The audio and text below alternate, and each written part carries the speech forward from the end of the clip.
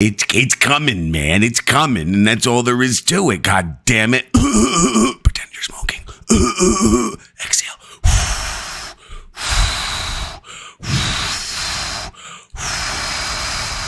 Hi. You should have just pretended. Now I really have to. Pretend you're coughing.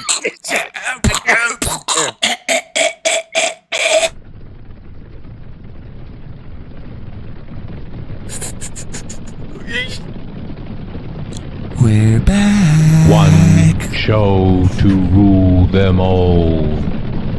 One show to guide them. No. One show to bring We them never all. go anywhere. In greens while root of the vine's end. Like What? who's? What? Yeah, you forgot about that, didn't you? I sure did. I sure did. To the cough This fest. I'm gonna change it. And we're gonna do the whole fucking intro again if this is the goddamn merengue one. That's all I'm saying. I'm not dancing the merengue tonight. I think this is, isn't it? We'll see. We'll- I can't we'll remember. See. Too Indeed. long. We will open the box and then we'll come. Yeah. The anticip.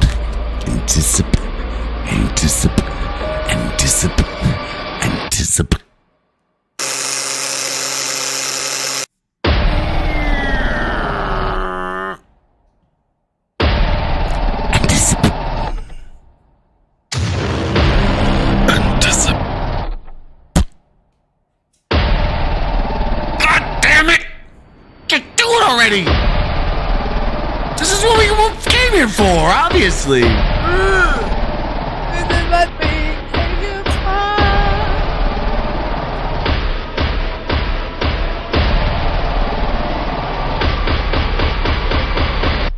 Anticip.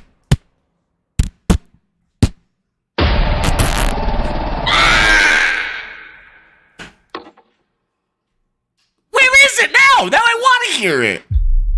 Now I'm waiting for it.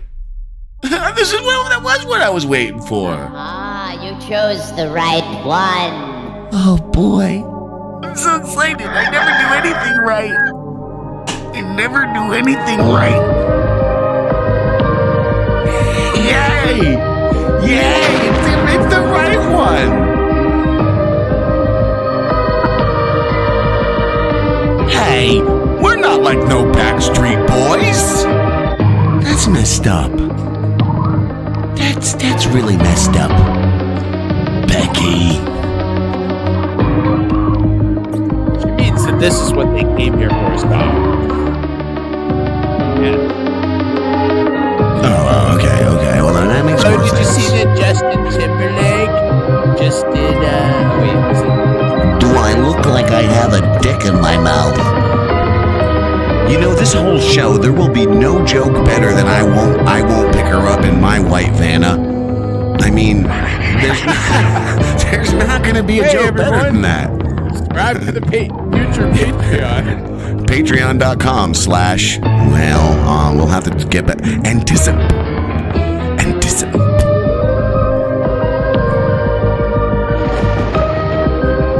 Well, I quite enjoy this one. Have we done this one before? Yes, once. Only once. I like it a lot. Quite fond, really.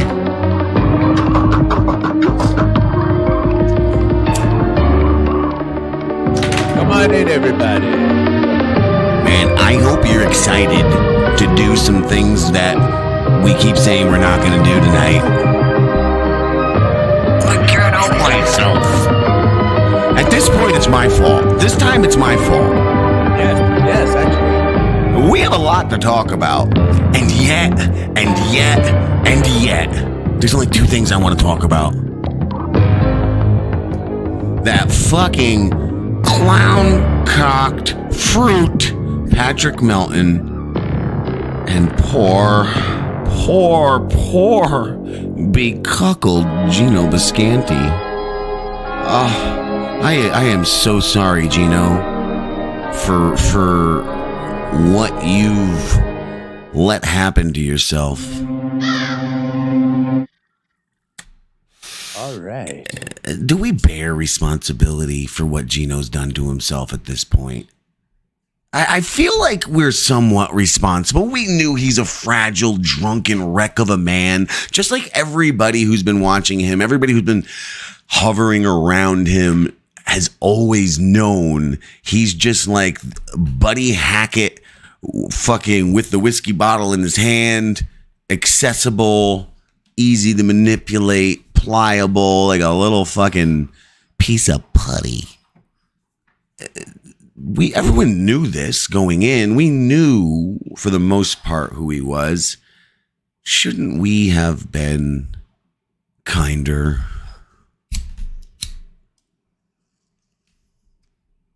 Why? He's not kinder. He's not kind to anyone. Well, I guess I am kind to people.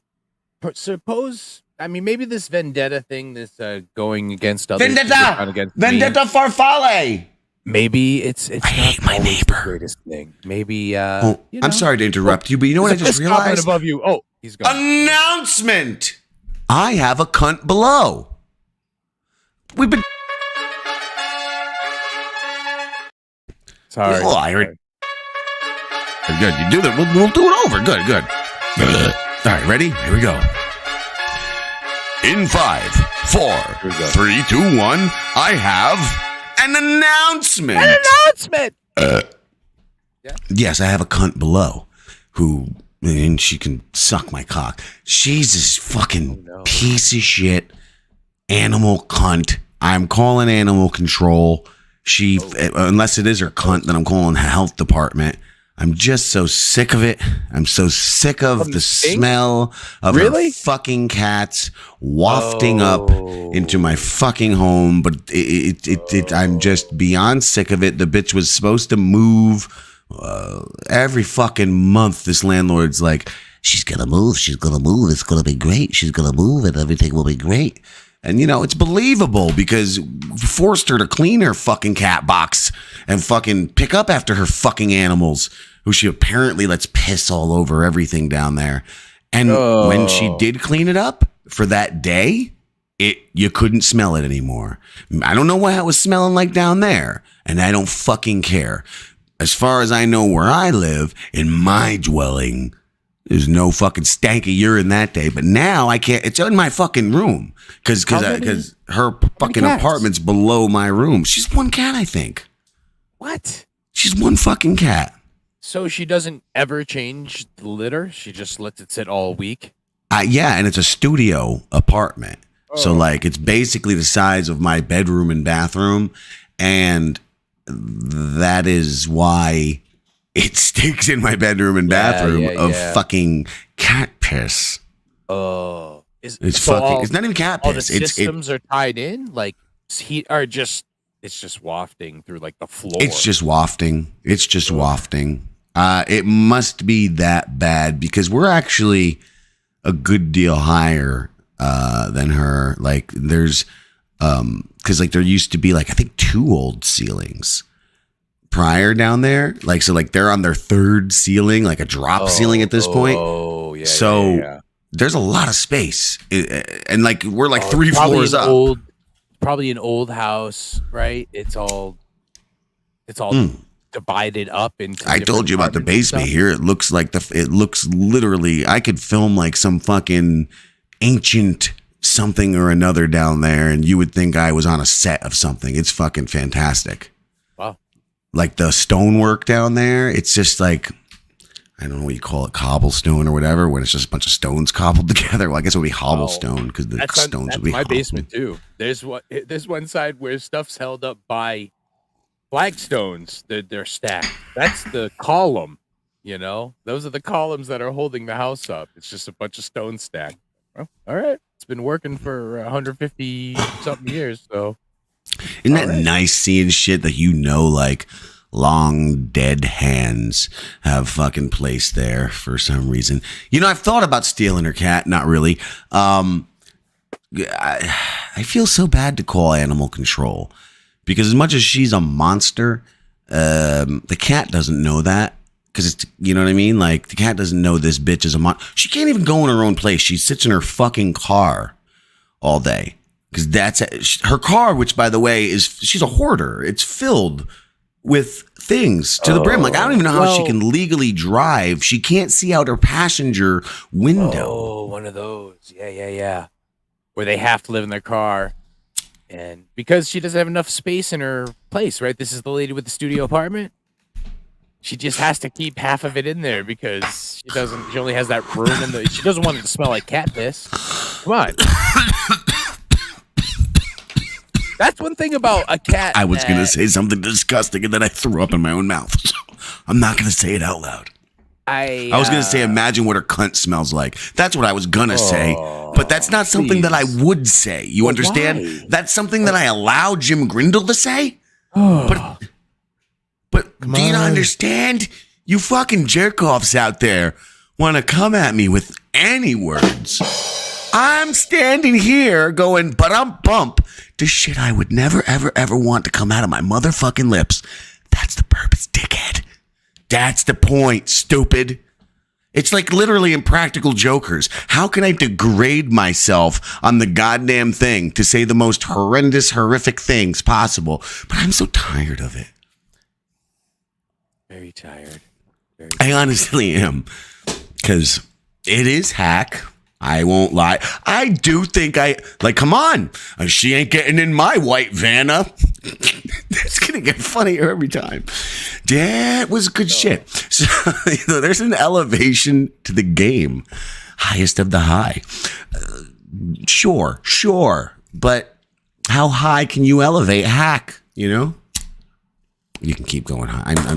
That's what makes it funnier. The fucking more you elevate hackness, the funnier it gets. Isn't that where we are in the Dabbleverse? Sorry, I didn't want to, bring that up. But Listen, in entertainment in general, though, the hack sometimes wins in a way, right?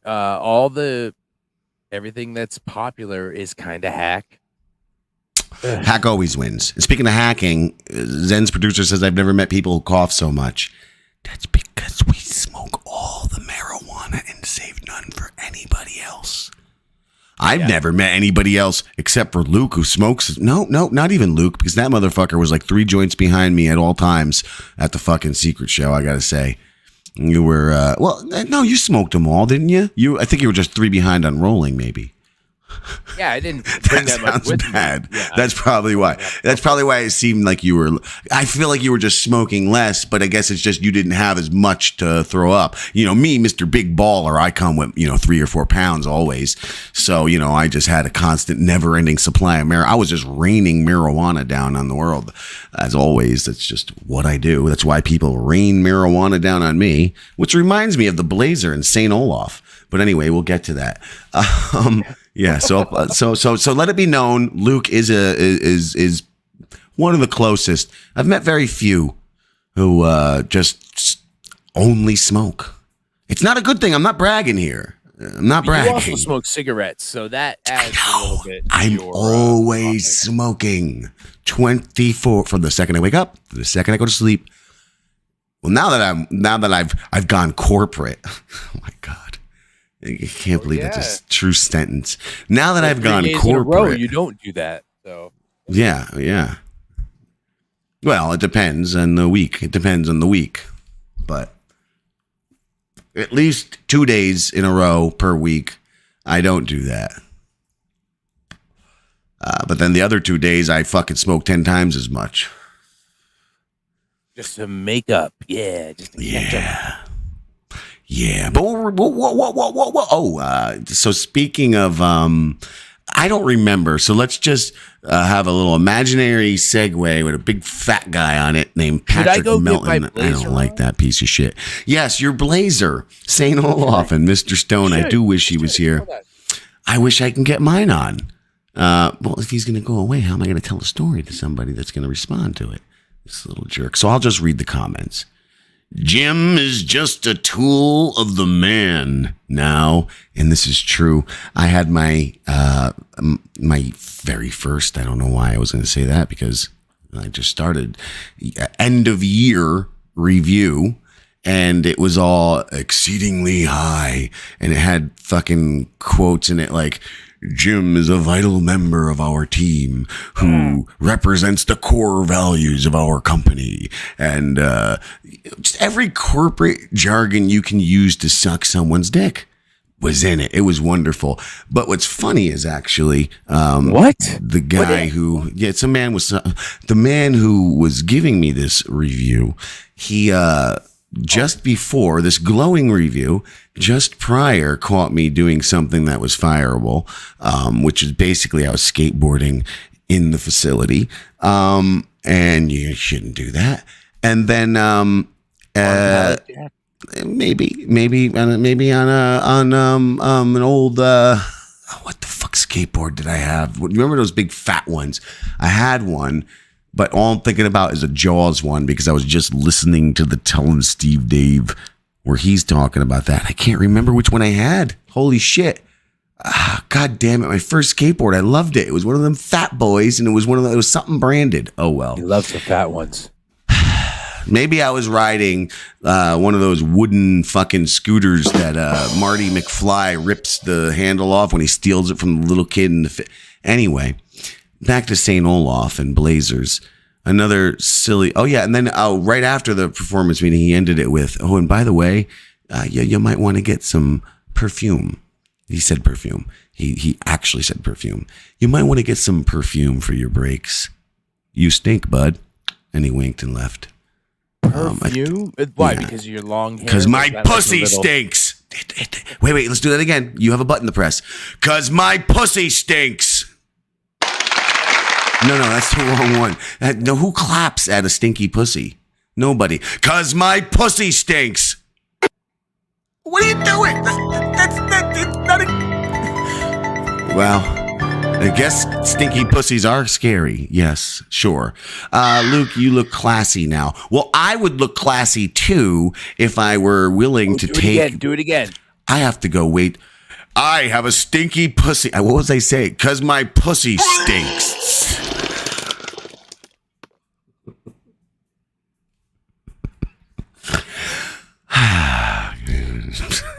Hey, everybody.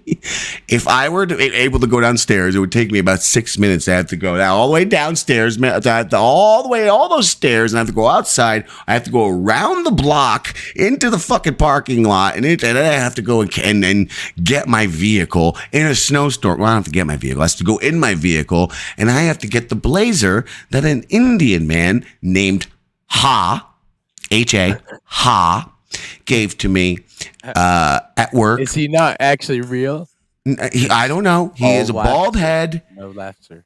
and a real long goatee. He's a bald head and just no other hair in his face, just chin, real long like a nanny goat. And he was wearing this dope as fuck blazer, which I feel like I'm going to have to get before this. I'm going to have to walk out in the snow barefooted to get this shit.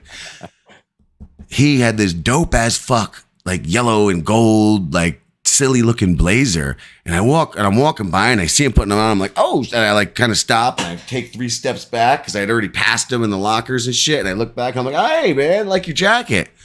And then he looks at me, he goes, you take my jacket, take it now. I wear it one time. I wear it only one time. And I was like, I can't take your jacket. And like, there's other people who are watching this. They're cracking up. Like, they don't believe what they're seeing.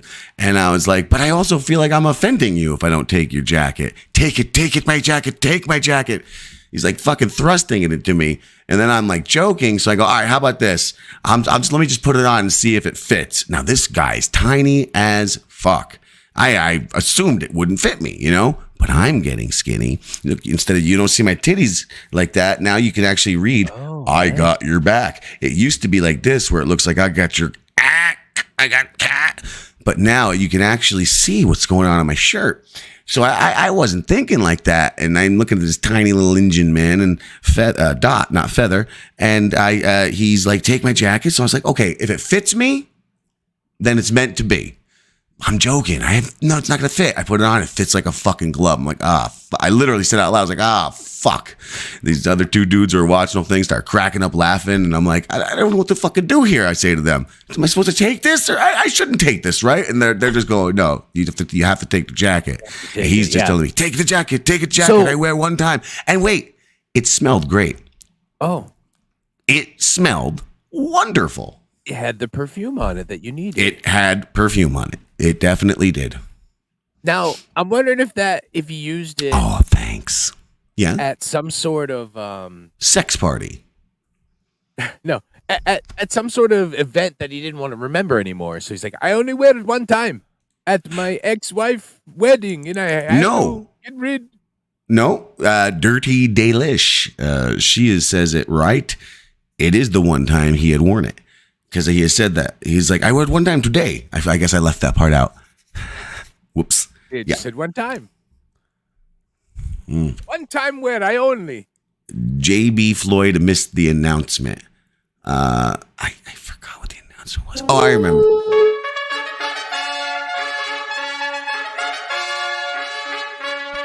JB's and Floyd, I have an announcement. An announcement. I have something about that. Something. What was he? He said that and you fucked me up. I was going to say something about stinky pussy. Oh, jeez. We promised it would get funnier each time, and that was the third time, and it was a flop. I forgot to put my. You know what's sad? That I've authored. That's right. I've authored many books. I've penned many novels, like this one here. This fine novel. I can't say the word novel, but you could purchase this fancy fucking book for $29.99. ConsumerProducts.com. Again, for the low price of $29.99, you can get this fine product. Which I use to dampen the sound of my computer into my mic. You know what I use one of the other fine novels that I have written. Hold of a bookshelf. Another fine novel that I have written that you can purchase at ConsumerProducts.com. This one you can actually probably afford. It's probably like fucking $9.99 or something, $5.99. Who knows? I use it as a weed tray. So, okay. Like, well, that's a good promotion. It's using them for other things. That's what you have to do. That's what life is, Luke. For people to want to have books, they need to be able to have alternative uses. That's life? That's life. No, shut up, JB. There goes JB fucking everything up again. Ruining the flow of the show. Couldn't just roll with it, JB. Yeah, that's life. I don't remember what we're talking. That's life. All these little things amount to little things. Like what you've been thinking about lately? Only little things? Only little thoughts? Nothing. I've been thinking nothing. And that's the problem. Like, okay, so we did a show with Lou. Nobody likes original material. No. That was different. Stuttering John Has AIDS. We did 1,200 views on that. Thanks, Dabbleverse. And we right before, moments before we go live, we're waiting on Luke. It's Lou and I, and I was like, shit, what the fuck? What are we going to do? This asshole's not here. We don't, like he was like the tether of this conversation, I guess. I don't know. We needed you, Luke. That's what it is. We needed you. And we're like, where is he? This little piece of shit, dirty Mexican, Asian. Luke said the G word, everything. Beaner. He was saying all these things. Luke said these things. And I go, oh shit, I know. Because he's like, fuck it, let's just go live. I'm like, all right. You were already like 30 minutes late at this point. Probably 5, not even. And it's like, all right, I guess let me find a song. And then it hits me. I go, oh, I know. And in that second, Lou goes, what? And I got clickety, clickety. You have click clack sound effects or no? Like keep. And then before Luke here could even get to the sound effect, I was like, okay, I got it. And then Lou's still waiting on the, yeah, that's me.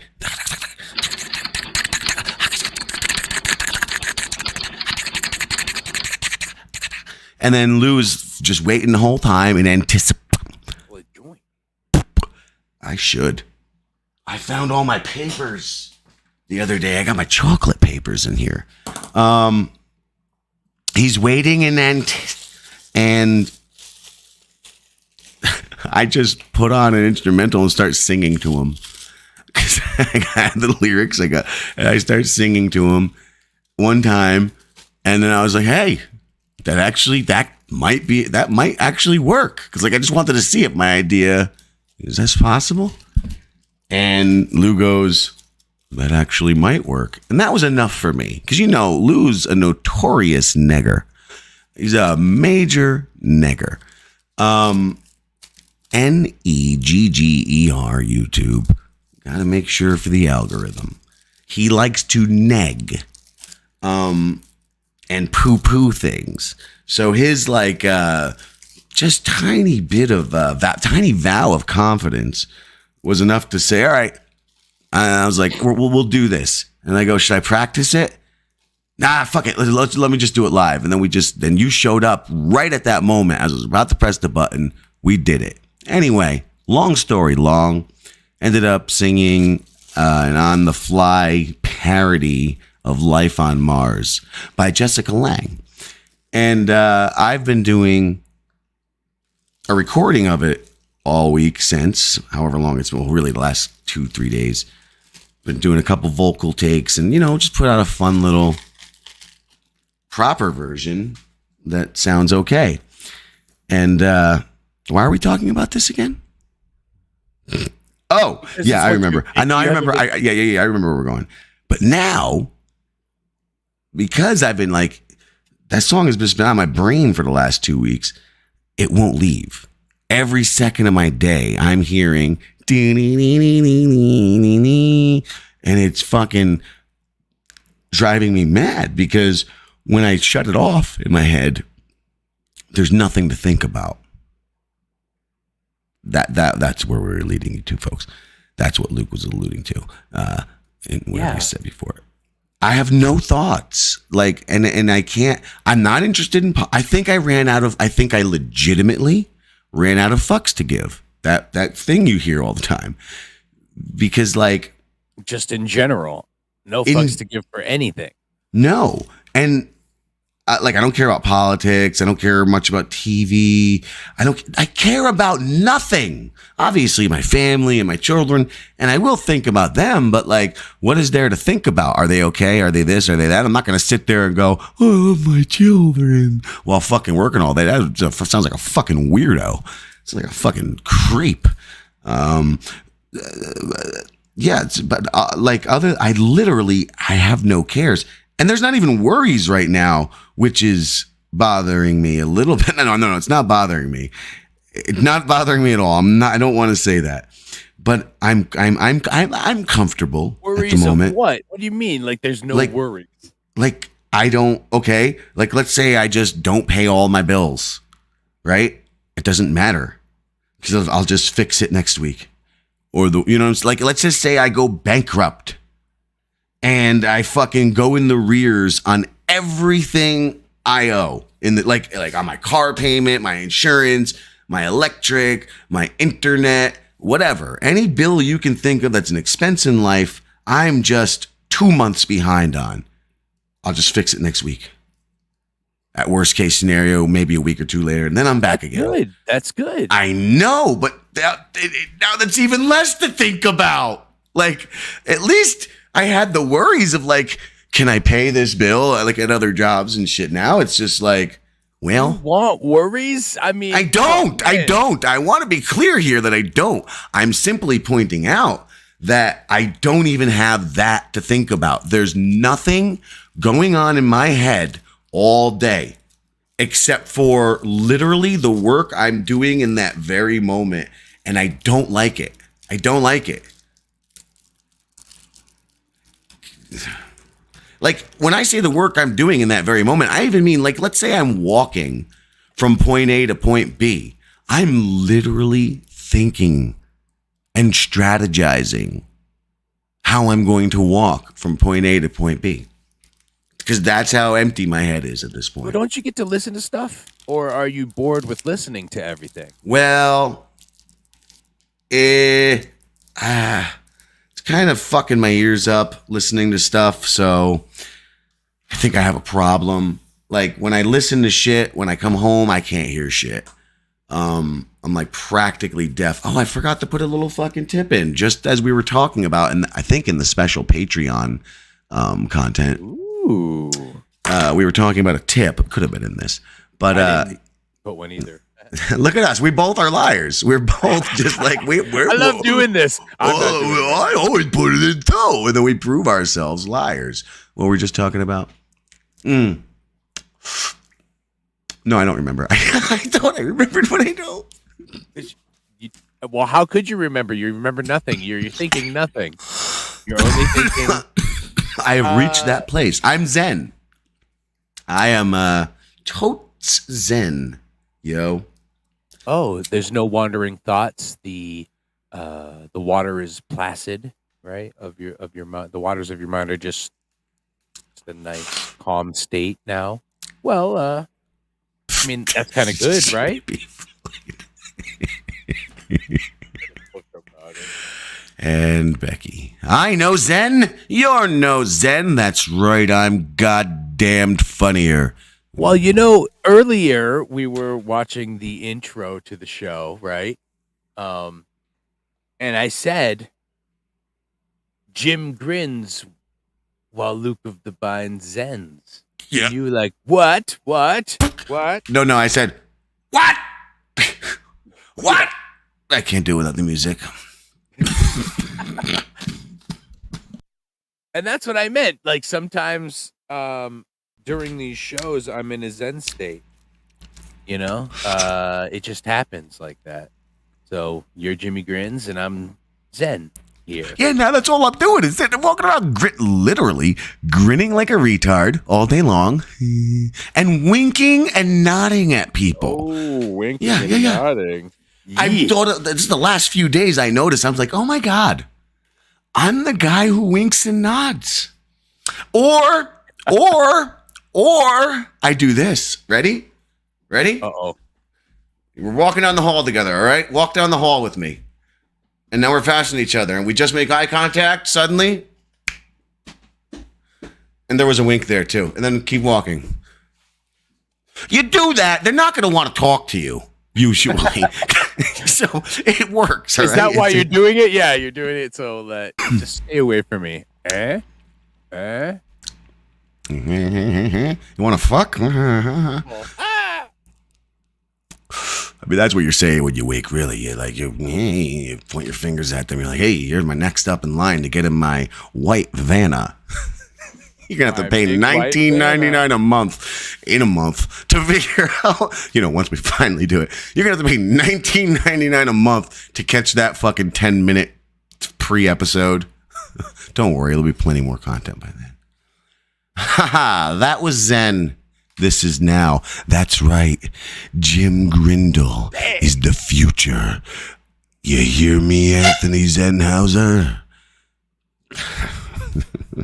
Listen, chimney crickets. Yay.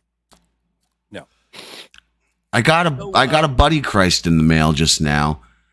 but I don't remember ordering it. I don't remember the Someone relevance. Sent you a Buddy Christ? Right now in the mail, the digital mail. I don't remember what was said that makes it make sense. It's just a random. To me, I'm sure it makes total sense. It's completely hilarious. But to me, it's just a fucking Buddy Christ. Oh, it's a wink and a nod and a point. Oh, I'm Buddy Christ. I get it now. Good one, Becky. Oh, she wrote it down. She told us. I figured it out before I saw that. I don't care. It was I right don't at the fucking same care. time. No, you saw it. I didn't see shit. On my Pekka, I swear unto thee, I ain't saw seen shit. on your Pekka? Or you did? No, never seen shit on my Pekka. You ain't never lived. I'm pretty sure I've never knowingly fucked a girl in the ass, really. I mean, I probably have said I has, as Jim Grindle, some gross stuff. Probably talk about pee and lots of stuff. But yeah, I don't. Ass. I definitely fucked a girl in the ass on accident. I've told that story before. She was a fat bitch. You didn't have any flour? We didn't have any flour. No, there was 4 of us, 2 girls, 2 guys, drunk as fuck. What had happened was the one girl who had the boyfriend wanted to fuck me. The other girl wanted to fuck the girl's boyfriend and the girl. And then the other girl was into chicks too, but she didn't like fat girls, even though she was also a fat girl. So it was like this deal where I was like the fucking, what's the word? Like I was the incentive. Like I was the one who had to make it all happen. Like it would all these people wouldn't get to fuck unless I agreed to be a part of this fuck thing. You were the pivot point, or you were the pivot. You were the main deal. You were the bargaining bait. I was the bait. Oh, there you go. So anyway, we're on top of a jungle gym, and I don't know how you balance 2 fat chicks on top of a jungle gym, but we did.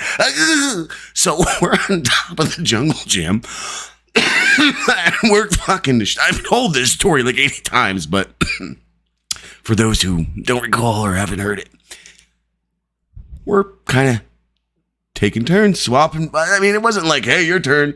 I mean, we did high five, because how can you not? I got the moonlight fucking, and again, for visual, the gentleman, actually, I don't want to say, she's probably figured it out by now, but one of our friends knows who this, now she already knows who it is.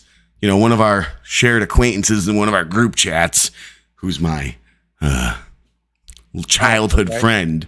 Yeah, she knows she would. Well, but now it's too late. Anyway, so I might as well say it. This gentleman looked exactly like Henry Rollins, all fucking buffed up. And so just imagine that in your head. It's Henry Rollins and me fucking just banging 2 fat chicks, and the moon was beaming down upon us. And we were just so fucked up that we looked at each other. No, me and him. We looked at each other and we realized how hilarious and fun and awesome it would be, and ironic, because it was, if we just high-fived in the middle of it. And it was like we did this mentally, like a psychic link, because we were just both banging these chicks. I think I'm banging I was banging the other one at the time. That's right. Banging them, and we just looked at each other. It was like, are you going to do it? Yeah, we got to do it. High five. Because how much fucking more horrible, that's just the cringiest possible thing you can do in that moment, but you must do it. If you're ever in that situation, you must high five. Do it.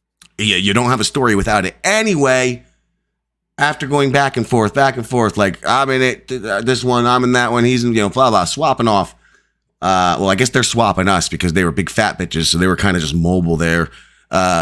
And we were just, going.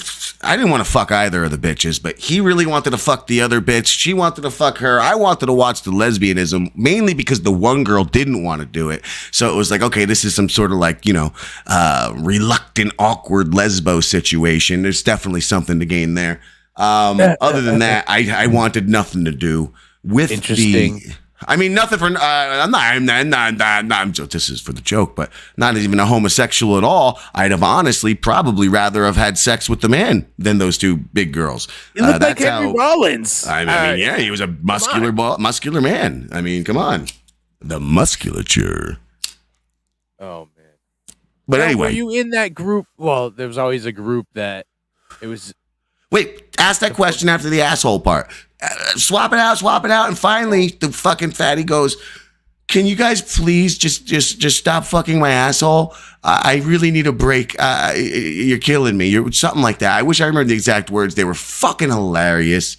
No, Becky, all lesbian sex is not still hot. Actually, some of it's quite repulsive. And this scenario was a bit titillating because the one girl ate the other girl's vagina and did not want to at all. But it wasn't like, really? Ew. It was like she gave it the college try, but you could tell how degraded she really felt about it. Yeah. Oh man. That's kind of hot. Yeah, I would have been like, yeah, right. That's the right thing. I just said it was good. That was the only good part about having two fat fucking fucks in front of you like that. No. Don't know what it's for, but I agree. Yeah, anyway, so we didn't even know we were fucking her asshole. That's the point. Because, I mean, if the she fatties, was how do you forced tell? to eat some box, I think that's what she's saying. No, it was the other one. Oh, no, to the box eating? No, to the box force. Anyway, you were gonna say, please don't tell me you forgot. Please don't tell me you forgot. There was always like a group that turned into like a bunch of perverts together, because maybe they were the group that didn't have like boyfriends and girlfriends, or they had the boyfriends and girlfriends within the friend group all the time. It wasn't ever outside of that group. Please finish your story, but it certainly was not that. It was exactly what I said. These three wanted to fuck each other in a certain configuration. The fucking fat one had already raped me in the back of a small fucking vehicle in the thing, so I technically already did fuck her, even though it was a rape. While a bunch of gang members, drug dealers, literal gang drug dealers, sat on a stoop and fucking cheered it on, said, just calm down. Like, they're like telling me to shut up, because I'm like looking at them like, get her off me. Because they're seeing me back there saying, no. So this bitch already raped me. It had already been inside of her. I was just doing two homies. And the girl and the guy, they were both my very good friends. I mean, all four of us were very good friends. But the three of them wanted to fuck in some different sort of configurations. And I, like I said, I was the whatever. I don't know what I would be in that. I was Jim Grindle. You were the Grindle. Yeah, I was the Grindle in that fucking disgusting sex party. No, because there was a group that I knew who, no one in the group was over a 4, right? Guys and girls. They were all just, really strange weirdos that would kind of go out with each other and hang out with each other. And then they started just having orgies together all the time and would talk about it all the time. I don't think I know any. I've known a lot of groups. I don't think I've known any of those. Keep going. And it was just kind of, here I am. I was probably like, because they would start doing this like right at the end of high school and then at, a couple years afterwards. And they were my age, but they went to a different school. But I knew all these people. And I'm like, are these the people who led you into that bisexual porn? No. Okay. No.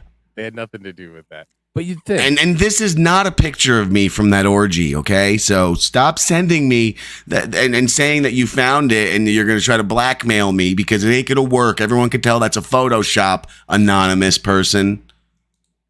You were saying?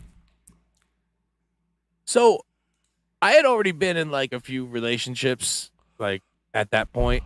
And I just knew, I was like, man, all these people, they're starting to like mess around with each other and it's all the time. This is not going to work out. And, pretty much a year later, they're all fucked up because, everyone's jealous of each other and shit's weird. They're just trying to have all these sex parties all the time. I mean, the sex party part is where you throw me because everything else you said does just sound like every single friend group. By the way, I guess we all missed the pun from the anonymous blackmailer. That's a jungle gym. Anyway, So moving on. Like that just sounds like every group, but minus I don't think anyone seemed awkward. Everybody seemed to fuck everybody in the group. Farm gym with those cows, right? They were so fat. What? Oh, the fat girls. Jungle gym. I thought you were talking farm about real gym. cows. I don't know what's happening. I'm not in the conversation. I'm Are you sure they weren't real cows? Because you're outside in the moonlight. Yes, they were human women. They were human women. You didn't milk their udders.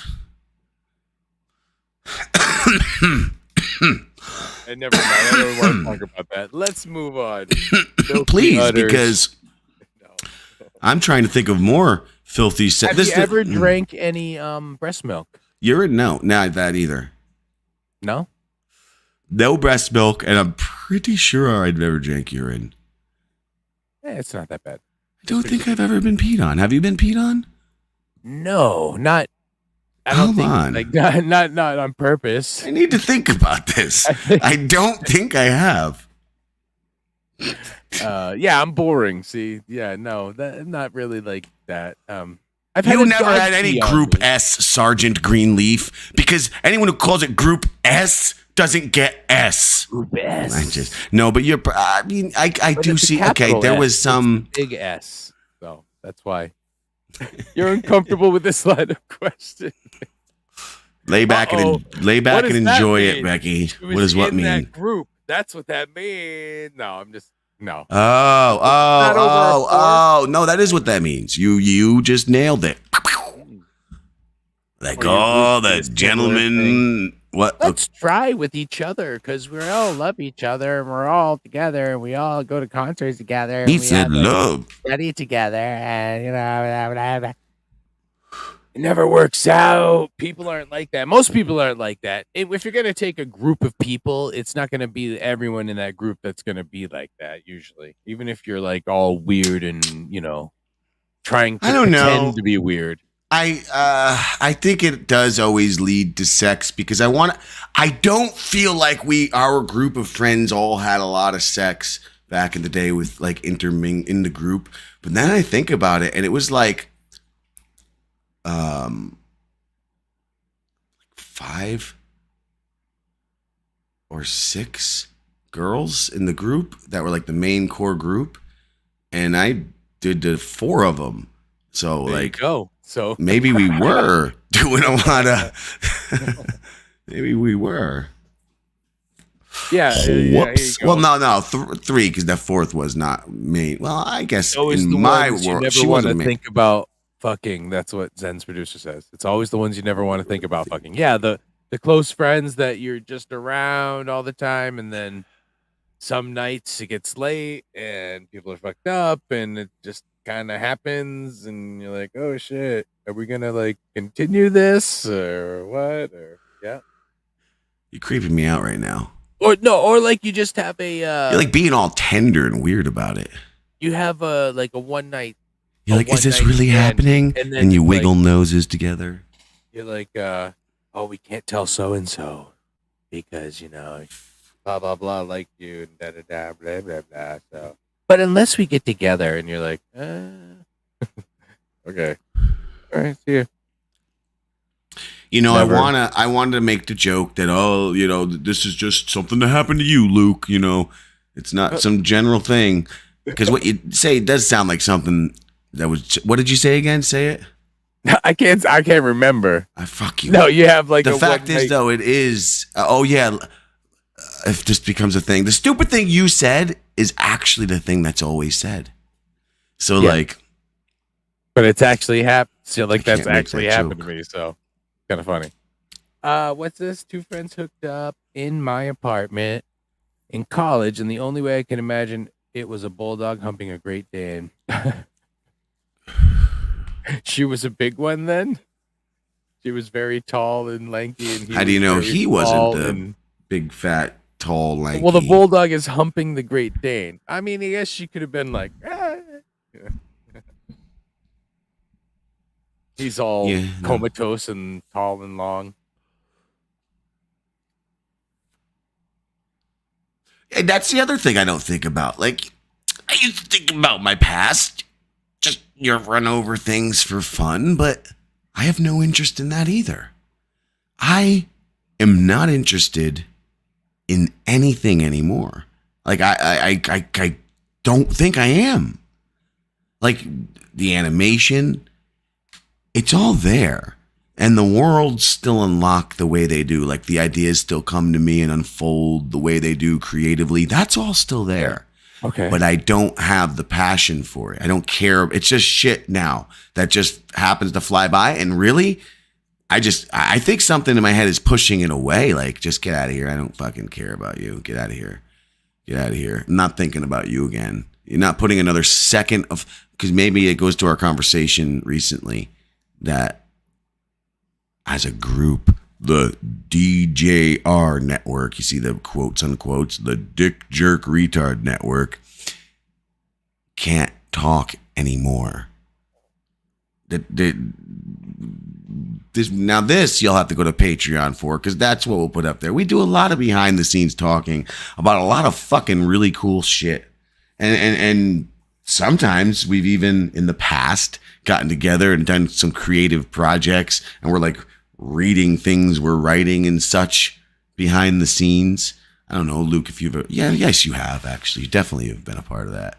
Well, How with the could you last not have? big project that we were doing, we had a couple of recordings, but I yeah, mean, just behind the scenes when we're not recording, we're fucking like doing fun, creative shit while planning it, and then never actually doing it. Never actually following all the way through. Nope. And nope. yeah, the communication thing does blow, because if someone doesn't get back to you for 4 days, Damien. week, it's things have passed and you're moved on to other things because you're like, well, I don't know. All right, so I'm going to do this now because I don't want to just work on this for no reason. Yeah, and again, speaking of Damien, because I don't want anybody listening or Damien himself thinking like, well, why does this guy even want Damien? Because Damien said these are things he wants to do. It's as simple as that. I don't want people like today or whenever or in past jobs. I love training people at work. That is a highlight when new people come in and I have to train them. I love it because you get to teach people how to do things correctly. You know what I mean? Then you get to see them doing these things and succeeding, and it makes you feel good by doing good for another. So it's not selfless. It is but I just happen to like helping people reach their potential. Even though I've not reached mine, right? Those who can't do teach, huh? Oh, I just so happen to like teaching. But you know what I can do, buddy? I do a lot. I just fucking I don't give up. I don't care. When I choose things, Luke. I get to those things that I put a target on something I want. I get to that thing. I hold it in my hands and I go, nah, because I don't know, what do I want? What am I looking for in this life? But I get it all and I don't like any of it. Because it doesn't make you feel the way you thought it'd make you feel. That's how it is, you know? But it does. But it does. It does. It goes out exactly. But the film is a saddening bore. 'Cause I wrote it 10 times or more. It's the Jessica Lange version. And it's about to be writ again. That's why. Because it's just it's just a fucking never-ending loop. And it is fractal. It's all fractals because they're loops within loops within loops. The idiosyncrasies of yourself, everything. Your own inner monologue. All of it. It's a fucking repetitive goddamned loop within another fucking loop. And it's all so small. Even your biggest thoughts and dreams and desires are so fucking infantile. Yeah. Yeah. Was that the right word? Exactly. That's why it's hard to find motivation for things sometimes. I get it. Nugga, no one said give up. Ever. And I said with a U. Nug. because I made a That's choice. why he's noticing that's what's happening, and that's why he wants to talk about it. You see? You know? Figure it out. But again, Nip it in the bud. But again, it's you. I think you got in my head when you're like, you're one of those fucking kids who fucking finds things. Like you're one of those kids back in the day is what you said. You weren't referring to me as a kid now. You were like, you were one of those, and you didn't say it as douchey. I'm just trying to make you sound like a douche because you're wearing a blazer. But you what were did like, I say? you were like one of those. I bet you were one of those kids back in the day who like you're like, you're gonna find something cool, and the second you get something cool going, you're like, nah, I'm bored, and you just like walk away, man. That's what you said. I did? Oh, okay. Yeah, and I was like, yeah, you got it. But I'm the same way. I'm the same exact way. When I was like doing acting, it like I'm bored with the people and I'm bored with the process and I'm bored with the fact that everyone else is fucking stupid. And it's weird. You're right. You get to certain spots and you're like, man, this isn't it's like it's cool and all, but it's like and it's not, because I want to get this out of your thought while you continue your train. It's not fear of failure. It's not, because you've been in a bisexual pornography. Clearly, you're not afraid to fail. I have been engaged in a 10-year-long designed perpetual fucking failure that I'm going to make into a documentary that I'm not going to make. And it was known from the beginning. It's stated in the beginning. But yet, I'm still letting that loop. You know what? Maybe once I do complete it, then it completes the loop. And as long as I don't complete it, I'm not in a loop. Send Stone the link. Where the fuck is Stone? He first off, he can get in. Second off, he knows. Oh, yeah. Yeah. He knows where we are. Go on. You were in a thought. So it's not fear of failure at all, in my opinion. I'm not afraid to fail. I love failing. Fall down 6 times, get up 7. He who stand on toilet is high on pot. It's the motivation. Yeah, it's like, imagine, I mean, this is how it is sometimes at your work where you don't really like anybody. And you kind of like what they're doing. But then again, I started to think like, no, I actually want to be in pieces of art that I like. Like, I don't want to just be in everyone else's shit just because they need someone to be in it. It's kind of a weird thing. Are you talking about Gino Bisconte? I don't want to be in Gino Bisconte. No, not at all. No. But, and maybe that's just, it's just a quality of people who can learn things quickly, possibly. Because if you can learn something quickly and do it, and eventually you just like, man, this all this is. It's so easy to do, really. It's just, now I'm just bored with it. Taking the magic away from things. Once you take the magic away from everything, what happens? You know something? You just hit the nail on the head on something, maybe.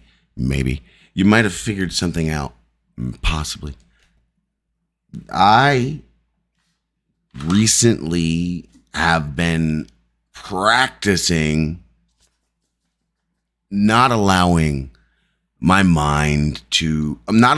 creativity to unravel the way it does, because it's very hard for me to care about a project because, for instance, this book, this novel, the entire thing will appear in my mind in a fucking nanosecond. Between words, I will just like, this idea will appear, and then all the different angles, decisions will be fucking made. Time stops. And a fucking eternity unfolds in a literal nanosecond. And that kills the magic. It takes the magic away, because then there's nothing to discover when I'm writing. You know what I mean? Like, yes, there are problems to solve. And one of the things I like to do is I like to write myself into a corner. Because then when you return, you've always got to get out. You know what I'm saying? So like whenever I'm in a writing session, I make sure I paint myself in a corner and trap myself. Usually I also, little writing tip for anyone out there who cares. Damien is impossible. Yes. And he might want this writing tip too. Always end halfway in a paragraph or halfway in a sentence. So that like that fucking thought. So as you're reading it, when you come back to it, your mind's already in that flow and you're like subconsciously remembering what you were going to write. And then you kind of kick right back into you're right back in it. It's always worked for me. I see. But so yeah, just leave out the last 3 or 4 words in a sentence. Yeah. And you know where it was going, and you might even extend it a little too. You might have thought about it a little, like might go somewhere completely different. But the point is, from there, it's all mechanical work or technical work. You know what I mean? And like, I've been practicing calming my mind, I guess, not giving in to my creative explosions, and maybe that's part of why I'm like this. The last couple months. I don't know. But like you said, when you have a bunch of projects you start and they kind of start and stop, that wears on you. Yes. The Dick Jerk Retard Network has worn on me a great deal. Carry on. This creatively. happens with the band sometimes. Because I end up being the one that does a lot of the booking, does a lot of the contacting people, things like that.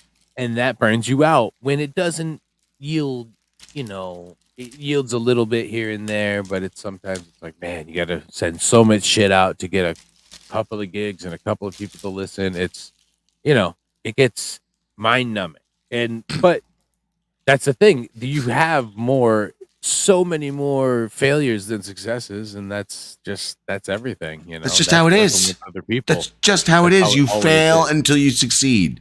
Yeah. I don't know what this comment's about. I think you've been doing wonderful. I've been enjoying. I think she was just making a joke, but it was placed just wonderfully under your thing. So like the same color as my blazer. I'm good. Oh, see. I didn't have my green screen hooked up for a while. And, I got it nice now. Anyway, technical. Hi. Hey, anyway, real quick, before I forget about Damien being impossible, and to also finish the thought about, I like to teach people. Sure. But that translates to with Damien, he is a guy who says, I want to write. I want to be a part of these creative projects. I want to do this. I want to do that. So while it's not teaching, I like to encourage that. So I constantly will reach out and be like, hey, you want to work on this creative project, that creative project? And it always seems to flop, meaning not happen, just impossible. Dude will go dark or always loses his internet around that time. It's one of these situations. So, how long can you try to pull somebody? They either want it or they don't. I mean, he still to this day talks about wanting it. But does he? It's not my question. That's his question. But it's also hard. Like I said, I was saying earlier, maybe. Did I say that on the show? But the point is, it gets to the point where I have to back off. And that's as simple as that. It's not like I have to back off out of respect for Damien. It's not my question. It's his question. I've asked it for him too many times now. I mean, I now understand how when you are in a depressive mode or anxious kind of thing, how the cycles can go. It's up and down. It's roller coaster. And you get these manic moments where you have spurts where you can just create and you can do shit and you're really great at shit. But then you have long periods where you can't. And I don't get periods. I'm a man. I'm just saying. Oh, thanks for the courtesy laugh. Listen, keep pin your thought real quick. Damien, it is hard to break out of that, and when you want to create so much and you can't, it's like it builds on itself. The anxiety keeps building on itself because you're like, I know I can do shit, and I know I can, but I can't get it out. That happens to me all the time. I mean, that's something you just have to get used to too, I guess, and push through, just like everything else, you know. I don't want to be like, no, I don't get that. Like, I get it. I mean, I don't mean like I don't understand it. Like, oh, I don't get that type. But I do get anxiety, but it's for different, again, it's about anxiety. I get anxiety over my self-destruction. You know what I mean? Like, I called him an Animania. I said he is fucking Yakko and Wacko before, and he said that's funny because you're Pinky in the Brain. And that makes us sound really gay, but it sounded super intelligent when we said it before. It was in a long conversation. Unfortunately, that's not on Patreon. We didn't think we weren't intelligent enough to record that. Anyhow, Pinky was there that time. Or I don't know. I was gonna say like it's a hero versus a nemesis, but I've just remembered that my analogy is bad because that's not what Pinky and the Brain are. But yeah, I guess my it's an R word versus my smart side kind of fucking warn with each other at all times. And that's what my self-destruction is. And I know it's going to happen. I know I'm going to get there. I'm going to hate it and I'm going to fucking burn it. I'm going to look at it. I'm going to despise it and I'm going to burn it because I hate everything. Just the boo. Just the boo. Oh, just the boo. Well, at first, I mean, come on. yeah. Look, your boyfriend, Ian Hawke, who we're going to watch a clip of in a minute. Your boyfriend, Ian Hawke, he likes to be like, oh, you're on the Chrissy Mayer show and derp. Yeah.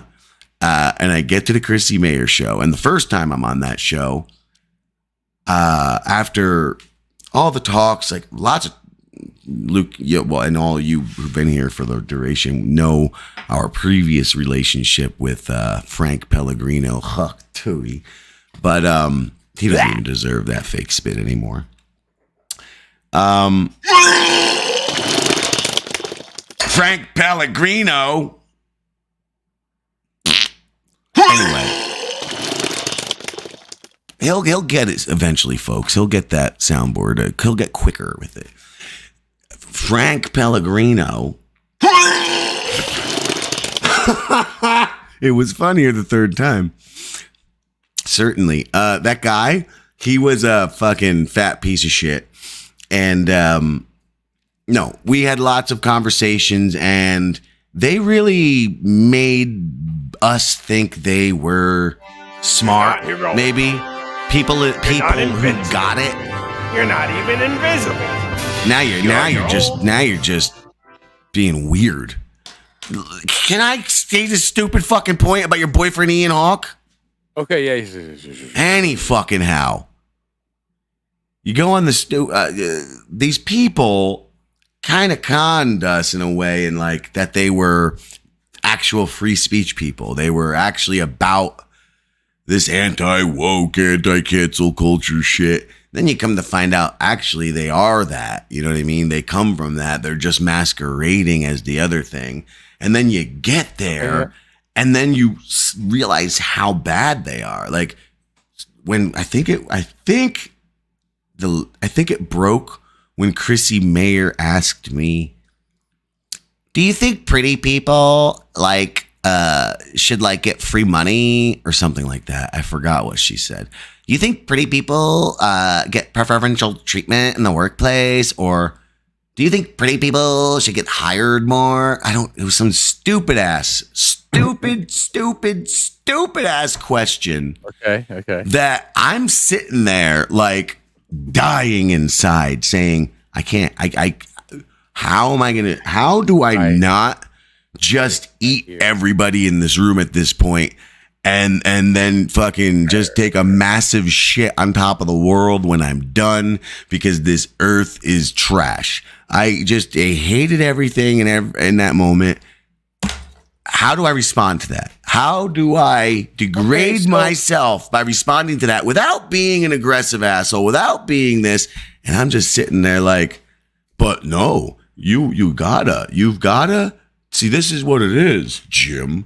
You're here to tell a joke. So I know it hurts, Jim, But you're going to have to look deep within, and you're going to have to find that joke. You're going to have to sit here with these people, and you're going to have to play along, and you're going to have to provide an answer for that question. I don't think I did. Probably didn't. Hopefully I did something within my own brand of humor that I'm comfortable with, but that was the moment. That was the moment. So you get to these places and you just realize everybody, everywhere, every time, they're garbage. Yeah. Just like Ian Hawke. I get it. I get it. But despite what we were like talking we were about, talking the Dick about- Jerk Retard Network is not all, or the very rare Damien, Luke, even Lou, Stone, Charles, Richard Kish, you lovely fine folk, but we don't work with you on a personal basis, so you're not included in this conversation. I'm talking about people you like have active things you do with. You guys are not garbage, and that's neat. So I'll say that. But what were you going to say? Oh, and forget what you were going to say. No, I got it. Oh, and again, I left Damien is impossible to remember this. I also wanted to make it clear. None of this is about Damien. Damien is one of X number of people. All of us have been, everything I'm saying about Damien, all of us have been doing to a degree. So yeah, Dick Jerk Retard Network. I disappeared for 2 weeks. Almost. Like, right? Yeah, but that's normal. I don't think that's abnormal. What I do think is abnormal is I did find out Damien is not only impossible, but a fraud. He sent me an old podcast from when he was like 20 or something that him and a friend had done, like 10-year-old or something, 15-year-old podcast. And he's Australian. He's actually Australian. In that he was very Australian. You've seen Damian J. Rogers that we know, right? Of the Dick Jerk Retard Network. Yeah.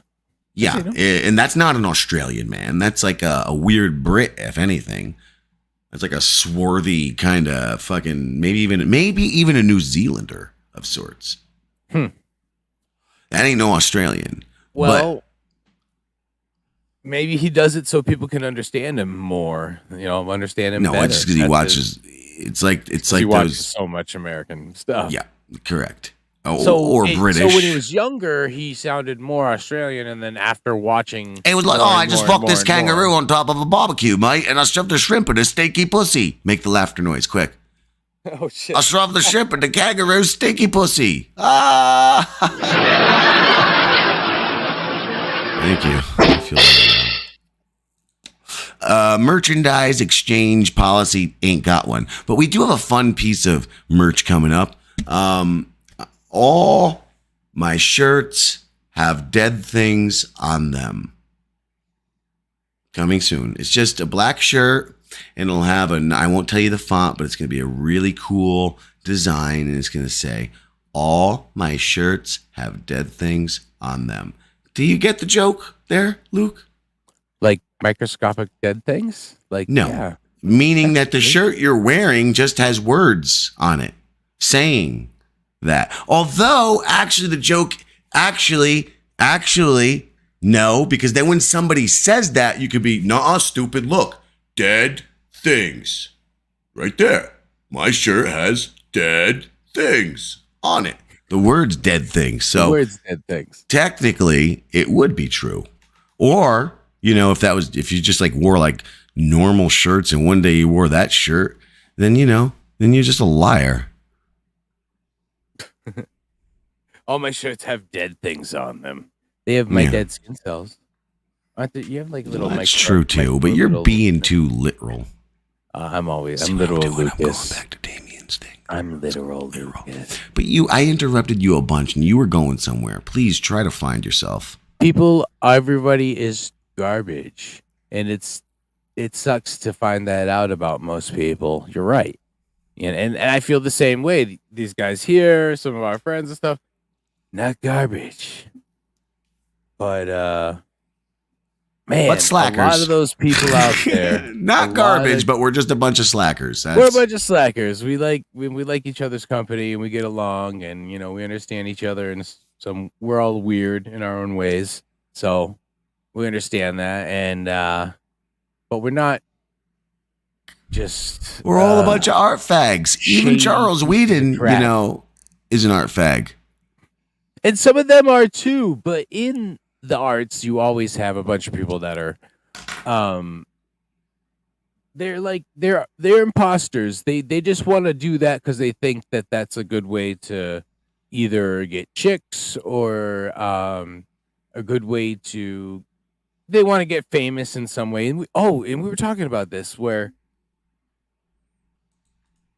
Yeah, I think a lot of these people, the trolls, all the people that are doing shows, even some of the fans, some of the chatters, this and that, everyone's looking for that little pickup into being famous or known or able to do things.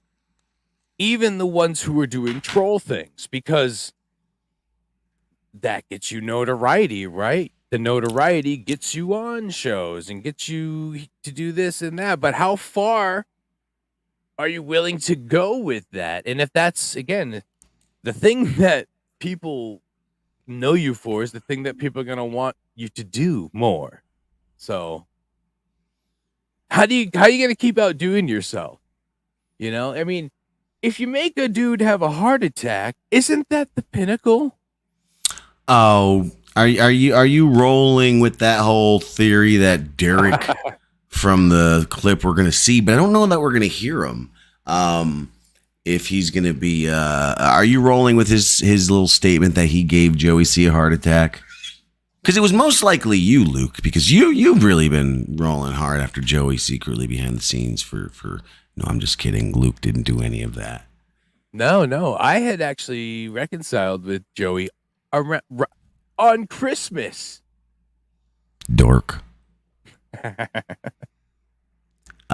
Charlie says, is there a call-in number? And I was going to read this after Luke finished his wonderful words, but it says, I've seen this guy online before. At the grocery store.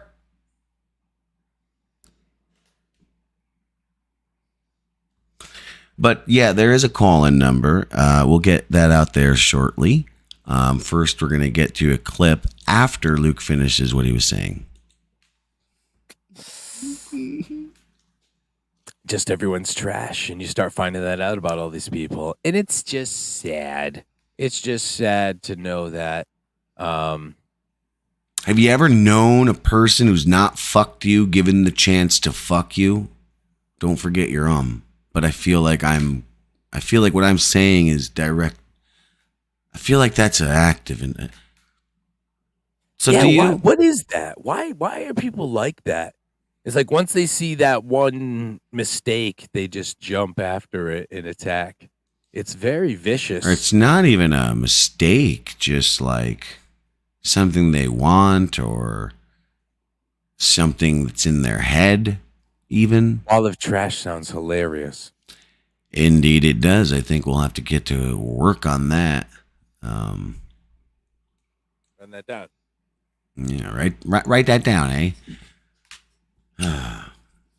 So, are we on to the clip now, or are we? Yeah, which Actually, clip are you we gonna have to put on watch here? a different clip This first. is one from this No, we actually property have. of Jim Grindle, BYB. Yes, it is property of Jim Grindle. It's the property of the dick jerk retard. Look, again, Stone, who if he were here, I could probably pull up my Discord.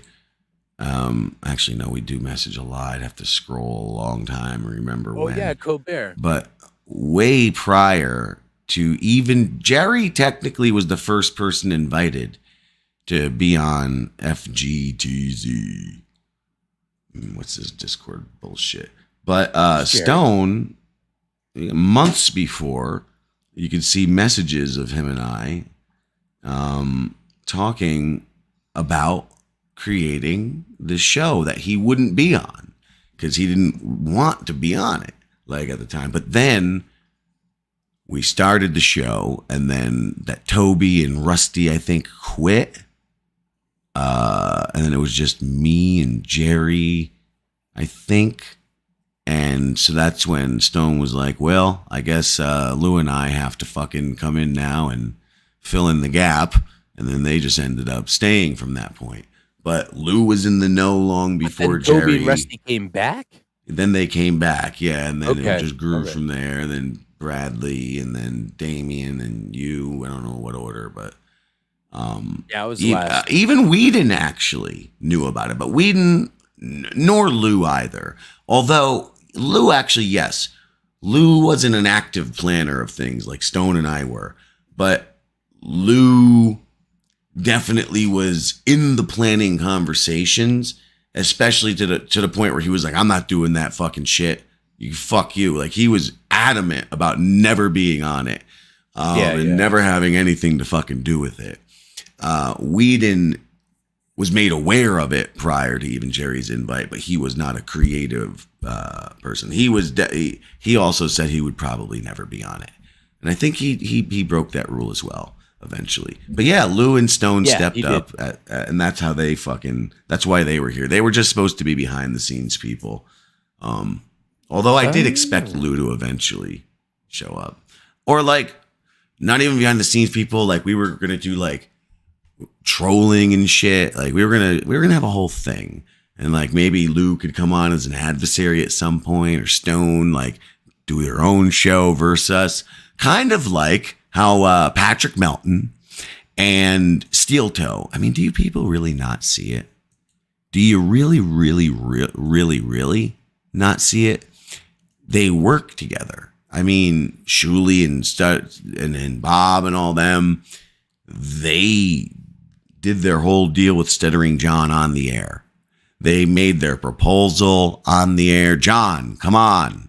Let's just all do this together. Make money with us. Have fun with it. Make the money with us.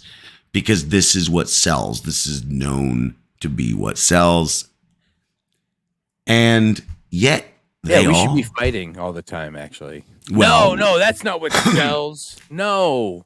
You know, if Toby and Rusty hadn't quit and Stone and Lou didn't have to step in at that time, I don't know why it felt like we need. Oh, I know why. Because we had already planted all our seeds.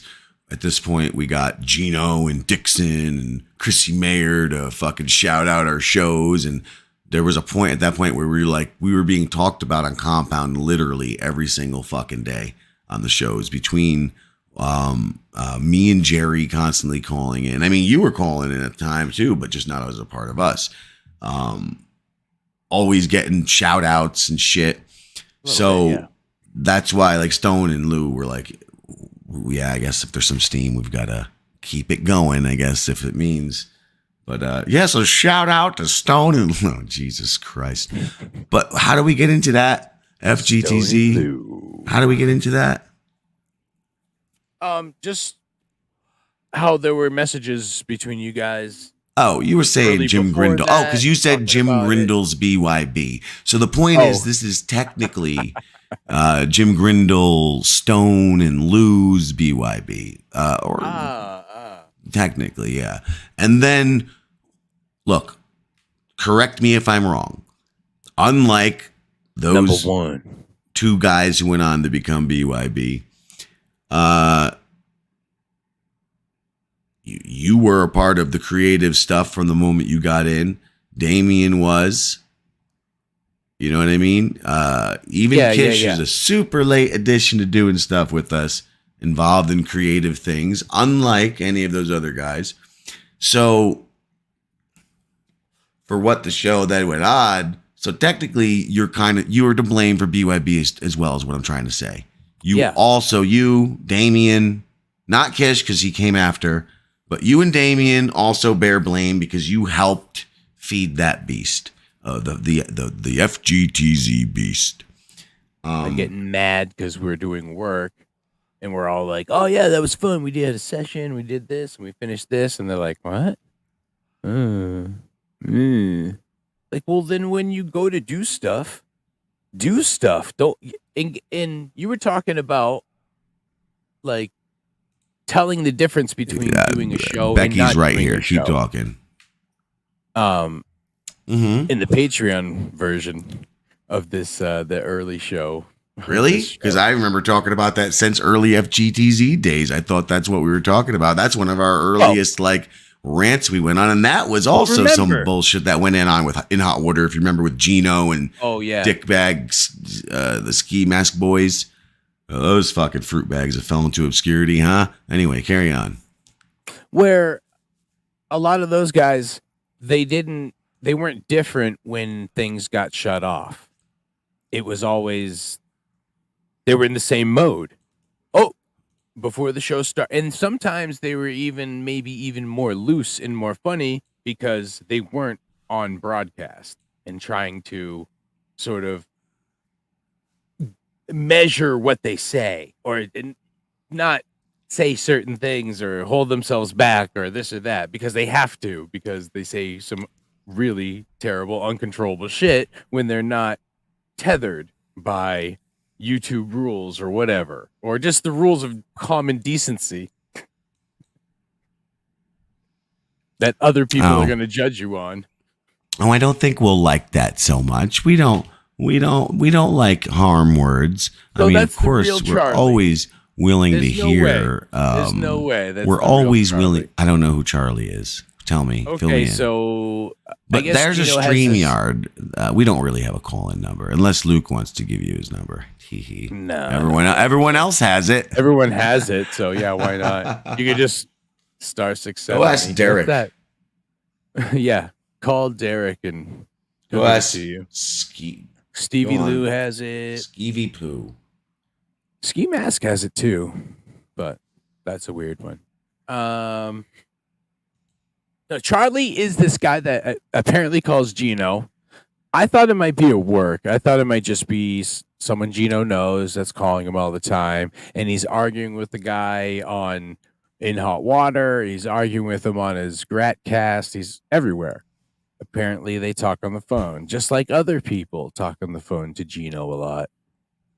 Certain people. Like Charlie, since he might or might not be Charlie, why don't we just let so-called Charlie is Luke accurately depicting your tale? Hey, can you hear me? Yep. Yeah. So very briefly, I've got about 2 minutes. My name is Charlie. I'm just some online random idiot. I call into different podcasts, been doing it for many, many, many years. I put on a whole bit of just contrived bullshit. I scream, I yell. I'm like, shut up. It makes no sense. Hold on for 1 second. I got to shut my window. Hold on. All right. That's one of his bits, you know. Shutting the window. Yeah. He's like, I called in the Steel Toe morning show maybe 4 months back. And I basically just goofed on Gino. Just went on and on and on and on and on. Just contrived bullshit just to keep the audience going. They made a lot of money, blah, blah, blah. Gino's a hack. I can't stand the guy. He's a racist piece of shit. Blah, blah, blah, blah, blah. His girlfriend, Kiana Thompson, I started calling her show just as a goof. Mm-hmm. Just as a goof. Just to say, you know what? I'm bored. I'm going to call into these shows. I'm going to give Believe me, we know.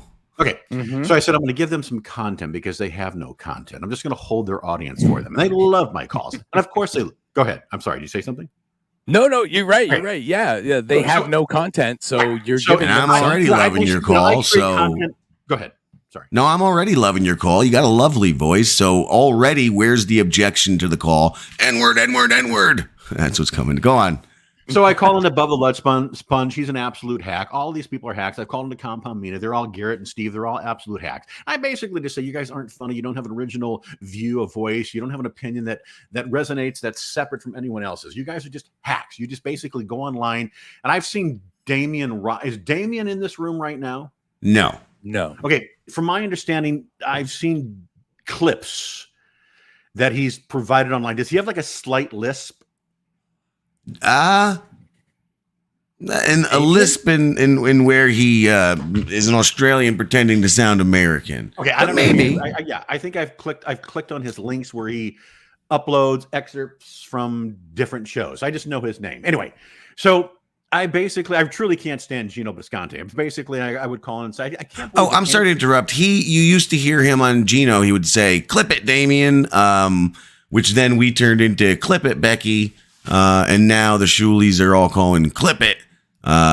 So that's kind of a chain from there. But it started with Clip It Damien because Damien was clipping. You are correct about that, but he didn't provide any voice accompaniment. But you're limited on time, so we're not going to interject much more. Yeah, so basically, I don't know any of those Beckys or those people that you've called into. I'm not a subscriber to Compound, but every time I call in, they take my calls because I just give them the stupid content that they want. And once again, my content is just contrived bullshit. Anyway, so we know about that. Anyway, so Gino was on Aaron Inholt's show. I was actually a fan of his, but I guarantee you, 2 years from now, he's going to be working at some sort of tool supply store. He's going to be a bartender. It's all going to collapse on him. But that's just, I guarantee that. Anyway, so I was a fan enough of his. I mean, he gets up, he puts on a show. It is what it is. So basically, every time I call in 90% of these shows, as I am right now, maybe there's a lot of libations running through my bloodstream. Because it's like liquid courage. Oh, anyway. We know what you mean there. Oh yeah. Hey, by the way, if you guys love alcohol, there's a great whiskey that you got to try. Let me ask you: do you guys drink whiskey? When I drink, that's what I like. Hey, what is your name? I'm Jim, and he's Luke. Jim Luke. What is your favorite go-to whiskey? I've come to start liking Maker's Mark because I really haven't explored it too much. I drink so infrequently, but it's not cheap, but I'm not willing to spend too much because I don't like it that much. But how much is the 1.75 liter bottle of that? Isn't that like $40? Probably, yeah. Okay, so what about your friend? Is it Mark? I apologize. Luke, do you drink whiskey? Mark works too, though. If we're getting it at the bar, I don't drink it at home. I'm more of a rum guy. Have you guys ever heard of the whiskey called Evan Williams? Yes, of course. I drank that when I was a hobo. A hobo? You know what? I do. I started drinking Maker's or Marker's Mark. I got it from Costco, and I also drank one of the other $40 liters when I discovered whiskey about 2 years ago. I get Evan Williams, the 1.75 liter for $18.99. In my opinion, if you want to destroy your life, slowly destroy your life, in my opinion, this is a great start. It's a great kicker. My friend Jeff, who wears lady underpants now and says he's a lady, it's his favorite whiskey. He used to preach to me the joy of this whiskey. Okay, so anyway, you said. Wait, so you were saying? No, your friend. He transitioned. Yeah. Him and his sister. He's often listening. He's hopefully listening now. Hi, Jeffrey. His sister transitioned. His sister's a brother now. It's his brother. Oh, wow. I'd love to meet their parents. And now he's the brother's sister. Ooh, I'd love to meet them. Where do they live? What state? Actually, I don't know anymore, to be honest with you. Okay, so anyway, go ahead. I'm sorry. Go ahead. No. You go ahead, because I want to hear yours more interesting. So anyway, Gino knows that he's a hack. I basically call in. He's got no content. It is what it is. But then Aaron had my personal number. And he was cool. He never doxed me. That's one thing that we never want to do online. People call in, they say stupid things. We all do say we do stupid things, but we never want to give out personal information. Because when we do, there's a lot of very dangerous people online. They can research your number. Sometimes people have alternative things that they may want to do. And, we just call him. We just goof around. Anyway, I called into Aaron's show. He had my number. And I guess just as a fucking goof in that little fucking tarantula head, he gave Gino my number because Gino has wanted my number. And Gino slowly started giving out the digits to my number. He'd say 8. There's an 8. Can I get an 8? He basically broke it down. And he ended up giving up my full number. Yeah, I've heard him do this routine before. So his whole audience got that, and it really infuriated me because it's my number. It's like you call in, and I'm not sure if I can strike a channel for doing that to you. And so everybody was posting my number, and then I went to Keanu Thompson's room like a couple days later, and her so-called producer was posting my number in her main forum and putting it on her screen. I'm like, wait, what am I missing here? Isn't there some sort of legalities or laws where you're not allowed to do that? I don't know how it works. So it basically, it's like a cyber. It is illegal and against terms of service. Yeah, but go ahead. So it basically fucking infuriated me. Yeah, because I would never do that to anyone. I know that he did it to Kevin Brennan. I know he did it to, I guess, is one of the clowns that work at Compound Media, Steve Conte, and he laughs about it. He just basically blows it off like, and he's a basic, it's like he doesn't give a shit. So there's no consequences to his online actions. And when he did it to me, basically blew it off. He blew it off. And it really infuriated me. And so I started leaving them a series of messages on Keanu's voicemail and Gino Bisconte's voicemail the last couple of days. And I said, you know, guys, listen, when I call in, it's all contrived bullshit. I'm a nice guy. I'm just trying to put on an act. But when you purposely try to hurt someone, you're putting potentially, you know, their job online, you're putting their family, their loved ones online, because there's a lot of crazy people out there. And I said, I guarantee you that you would not want your loved ones address, their phone numbers posted online. It's just how life works. I'm pretty sure he got someone fired for something like this. No, Luke? Didn't he dock somebody and then, I don't know, I might be getting a story wrong. Carry on there, sir. Oh, you mean Tony Mazer, maybe? I believe. Yeah. Isn't it? Tony Mazer got fired for some reason because of Anyway, I think it's a different story. Yeah. But no. You're but right. It does happen a lot. They call people's works. They call your family members' work. They mess with all kinds of stuff, and it's not good. I mean, and this is what we're talking about. These trolls think that this is a way to get them famous, and that's what happens here. And with Gino, I guess it's just the bit he does. This is his revenge way of getting back at people. You know, again, I'm sorry to cut you off. I'm not a bit boy. I never lose. I never lose in life. Let's have fun. You fuck with me, I'll fuck with your family, your mother, your sister, your dog, your fucking goldfish. I won't fucking stop. I will treat you with respect and dignity. I won't try to hurt you or your loved ones. But the second you try to fuck with my life, I won't stop until I fucking obliterate your fucking life, your fucking existence. And that little smug piece of shit. So when they posted my information on Keanu's show, I'm thinking, wait a minute, hold on. Why are they laughing at this? Why would they do that? You don't do it. But they absolutely promoted her producer. He knew that Gino exposed my name and my information online, and they put it in that little box where people make donations. And I'm thinking, you got to be kidding me. I mean, you have fun with people. You can say, because my thing you can go on Gum Charlie or Gum, what's it called? Gum something. There's a whole subreddit called Gum. No, it's Gum Waters or Gum Fridays, where they call me Crazy Charlie. And as I said, everything I do is contrived. I call in and play a bit. I call into so many different podcasts. I've got so many different bizarre personalities. I've been doing it since I was like 16 years old, but they took it too far.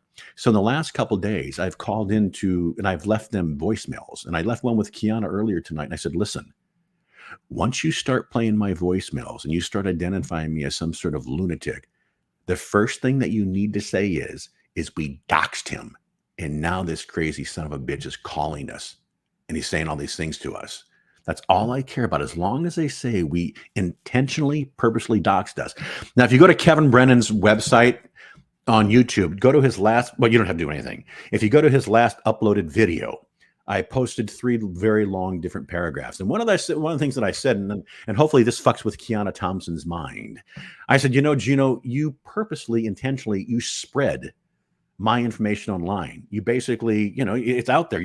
It's all over the place. And when I say spread, I don't mean the type of spread that your online girl, that Keanu Thompson does online. You know, I'm glad you went for it. We were trying to restrain because we know of your time restraint, but I'm glad. So I made that emphasis. And I said, you know, not the kind of spread when you decimate, I forgot the proper word. Like her smelly vagina. Right. Well, fourth time. So I basically said, you know, you know what? Listen, I know that she mentioned that she went to body camp when she was a kid. I call her a broom body. I don't want to body shame her. Like I said, it's all fun and games to me. But when you cross that line, and I said to them, I said, listen, I know your mother lives. I know your relatives live. How about we start contacting them? How about we start putting them online? How about we start talking about where they work? How about we bring mental health and anguish and stress to their lives? So I don't want to do that. So I basically gave them an ultimatum. I said, you have 8 days. Just apologize to me. Be contrite. Say we blew it. We never should have done that. Sincerely. Because they didn't put the episode up. And I put in my thing, you can go to Gino Bisconte or Gum Friday. I said, you know, I think I can strike you for that. And they didn't put it up. So the point of my call is to try to build up momentum. I know that Gino Bisconte and what's that guy in Florida? That Chad Zumock. That's right. Chad Zumock. They're doing a show with Keanu Thompson. Yeah, that's very weird. Put a quote February around 11th in Atlantic City, I believe it is. Yep. Yeah. So I want to make sure that the club owners. So you want to get together with us and take a trip down to Atlantic City is what you're saying, and just do some gambling on that day. That's all. Not any. I'm sorry. I carry on. I want the club owners to know, because there's so many long videos of Gino Bisconte calling blacks that one word that rhymes with sigger, digger, rigger, and he proudly says it. And I think the second word you said was the N word. I think I said sigger, digger, rigger. Sigger, nigger, rigger. No, I didn't say the N. No, I'm not a fan of that word. Anyway, I just think that they should. Nor am I. Yeah, I just think that I wonder what their response would be if they said this is one of our headliners that are coming in and all three of these people use that word. See, their objective was to call me emotional strife. You know, you guys are listening to me right now and you're like, okay, this is some online individual that's calling in. He's just voicing whatever. We like his call, or maybe you don't like my call. But you can't expose people online. No, that is not correct. And I still think you're tricking me, and the second word was that word, but I'm not going to say it again. But but go on. Well, if I did say that word, no, I hope I didn't say that word, because I would never say that word. So then what was the word? D with a D? It starts with an N. It starts with an N. You know what the word. No. What was the word you said you did say? I thought I said sigger. Okay, rigger. Digger. Okay, yeah. D-I. Gotcha. And I said it rhymes. It rhymes with that one word that starts with an N. Listen, I'm not sure if you're trying to fuck with me or play a game. With me, nope. I thought you were trying to fuck with me. Absolutely but go not. on. I would never, ever use that word. Anyway, my point is that I'm giving them a timeline to apologize. Will they do it? Absolutely not. I'm gonna go on a fucking online vengeance. I'm gonna find out everything. I know his mother lives in South Carolina. Within 10 minutes, I can find out everything. Now, people could say, you know what? You can get arrested, because Gino said he talked about. He goes, I've got a friend of mine who's a cop. We've shared all of your voicemails with him. There's nothing in my voicemails that are threatening. All my voicemails say is, you had no right to do that to me, because you purposely and intentionally did that to me. This individual is a fucking online monster. And I can't wait until some black comedian confronts him and just gives him the good old Pat Dixon. Yeah. Breaks his other jaw. You know, I'm a funny guy. I'm a funny guy. I think I'm a nice guy, but they intentionally, purposely wanted to hurt me. And I got to think about this before I say this. Make me count to 4. 1. Yeah. Well, clearly you're talking about you just want to go through every legally available option. No, here's how my mind works. Yeah, here's how mine works. If I found out that Kiana Thompson was violently raped, my first concern would be that the rapist gets an STD test to make sure that he obviously. I mean, anyone really should, but I mean, obviously, especially if you're doing a lot of rape. You should do a lot of STD testing. Yeah, if you're a rapist, you might want to wear a condom. But then again, if you're, you probably don't care. Listen, if it's like your first rape, you're probably all right. Like you could. But here's my point. If anybody listen to this, have fun online. Do whatever you do. Don't dox someone. And if you do dox someone, you're going to suffer the consequences. Most people won't do anything. I never lose. You won't fuck with me. I will fuck with you harder than you've ever been online fucked in your life. Ooh. So with that, I'm not really sure what this show is about. I'm not sure if you guys are the best. Exactly what just happened is what it's about. Yeah. Well, am I going to regret talking to you guys? Are there like any more never about you guys? Never. This was the perfect place to do this. Yeah.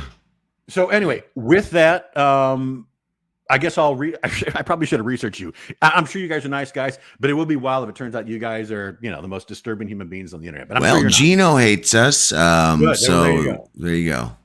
Listen, you guys, I got to actually bail. I'm going out right now to get something to eat. Take care. If you listen to this 5 years, 10 years from now, don't dox people. Don't put their personal information out there. Yeah, there are some very sick people out there, and I would never want very sick people. Anyway, I agree with that. No, wait, before you go, you do have to tell us one thing. What are you eating? I'm going to have sushi, actually. Disgusting. I've never had it. All right, guys, I got to go. You take care. Have a great day. Thank you, Charlie. Thank you for keeping it family friendly. All right, take care. Family friendly. Family friendly. See, you said you don't make racist jokes, and there he goes. He made fun of your people, Luke, the Chinese. But he said Fermi. But does the caller? But damn it, does the caller believe in curses? We should listen. Zen's producer.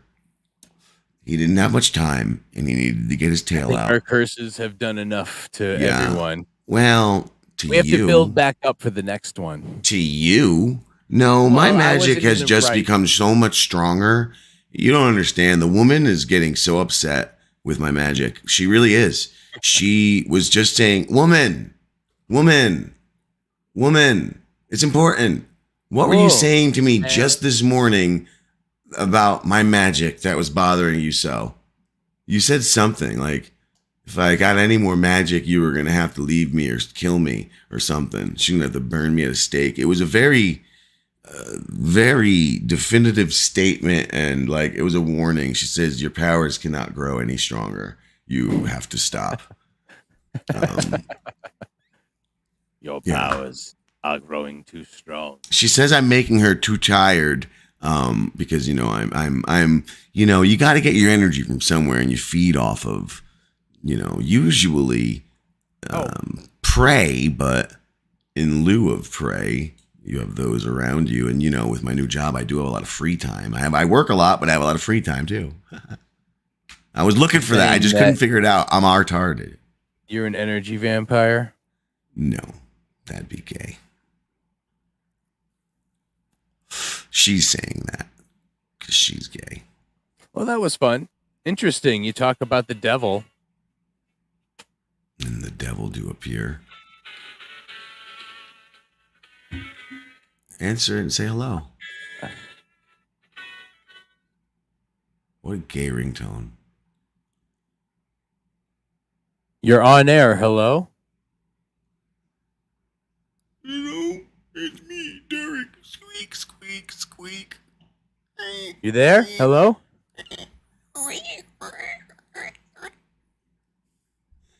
That's just him rocking back and forth in his chair in case you didn't figure that out, you idiot. Anyone?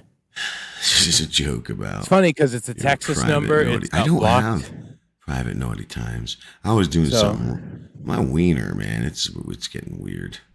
Just wants to flop straight to the left and like... Hello? It definitely... It's just like it's just there. It's like meat that's there now. It's not like... It's a Texas number. You know, you used to... Quad Data is in the chat. Say hi, Daddy. You're on TV. Stop that, idiot. You're just showing somebody who called your phone. Someone who called my phone. That's I don't know. They're not who it answering. is, but So I'm just saying you were showing us that they're not like this. But I'm saying you were accidentally showing the fucking whoever you're calling on your cell phone. Thank God, there's no names there. it's always fun when you forget to dial the *67, huh?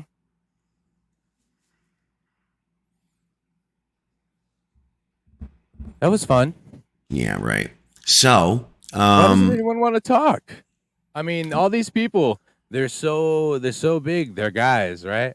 I'm a guy, but I can't really talk. I'm a dude, and I'm also a dude. I'm another dude. Yeah.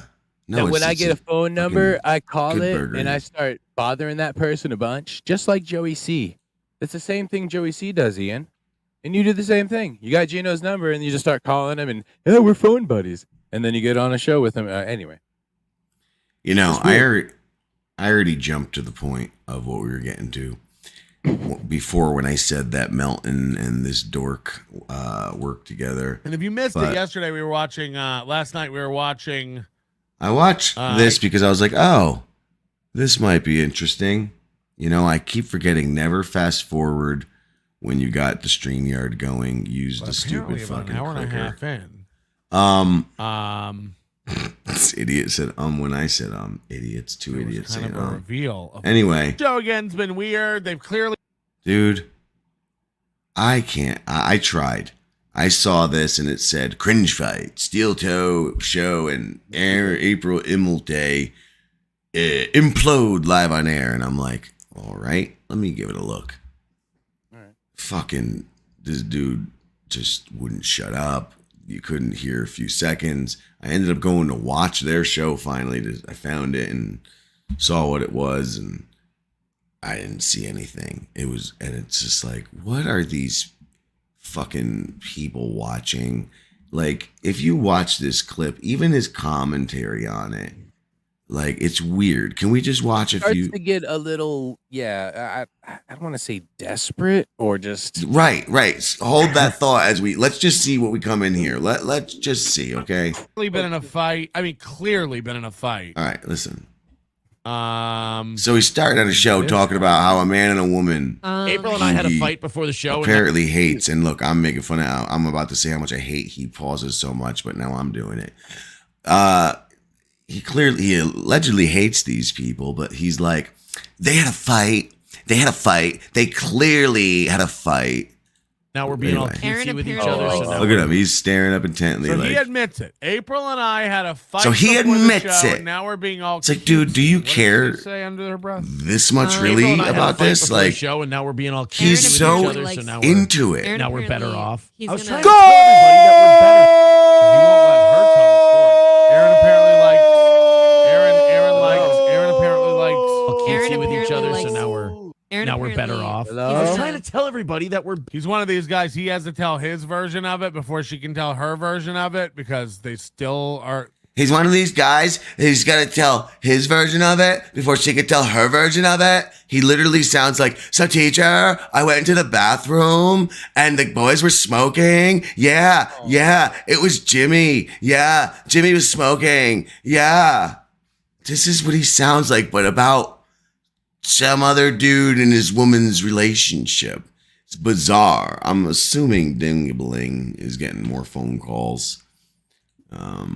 Listen, they're not going to answer. So now they're just not. Well, no, I don't want to. They will Dominic Canalino. Yeah, it's all Google Voice numbers. Dominic Canalino. That's what's clearly written there.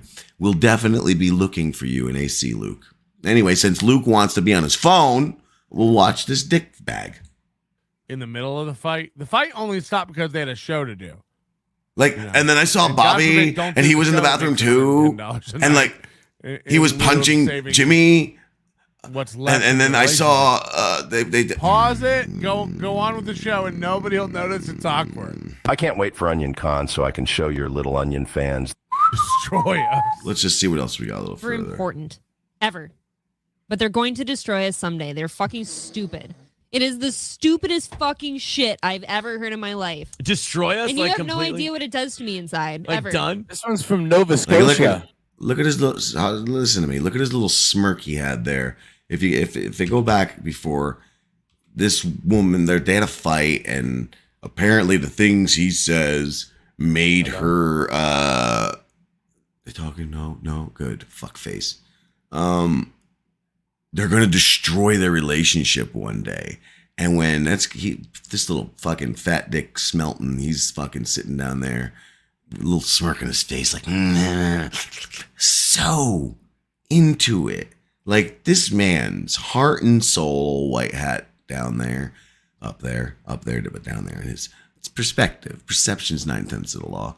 His heart and soul is into their relationship. Maybe it's like he's like watching, this is like some sort of sick rom-com in a way. Maybe Melton, and if you look at the pictures of his fans, maybe Melton represents that desperate, fucking loveless, sexless, forever alone, pooping. I want to love her who I could just poop back and forth into each other's buttholes forever.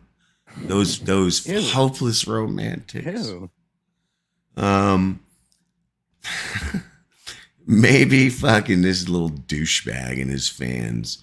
That's what this is. This is like the the offshoot Chrissy Mayer comedy rhino, especially now if you look at her, the big fatty. She's pregnant, you jerk. Well, and it's funny pregnant. because Make it's fun of like her a- ugly Jeffrey Epstein face, not her fat pregnant belly. That's beautiful. Go on. You're being it's a funny rude. reaction to to the cancel culture. It's Mm-hmm. because these people are now sort of trying to act like gatekeepers, right?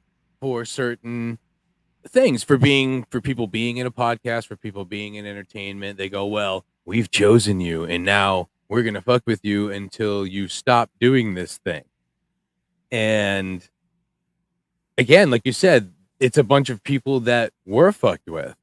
This is the bullied kids that come back and try to just spend their entire life trying to fuck with other people just because they can, just because they have a computer and a keyboard and a mouse. So he failed the cop test and nobody wanted him for a security guard. Is that it? Like that kind of guy? Or like, probably, I don't know. It just seems like every word he says is, look, let's see what he's tattling on next. Let's see if I'm right here. Let's go even further, huh? Yeah, let's see. Away from Super overtime. This show will be evidence someday, says Loaded Wrench. No, you wouldn't believe it. We're doing very well right now. Well, I don't know what's happening, but he seems to be adoring this show that he claims to hate because he just like giggled that. Like he's like He's that. Like, staring at it. Is like he is really into this. But, Thinking. okay. He's probably this Aaron Imelday cunt's fucking biggest fan. Maybe he's in love with the wife.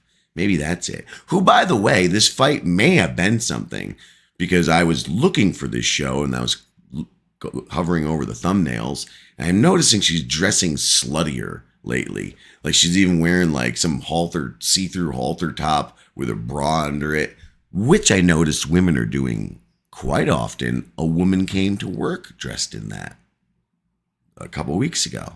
Actually, it was right before Christmas, to be honest. And ho, ho, ho.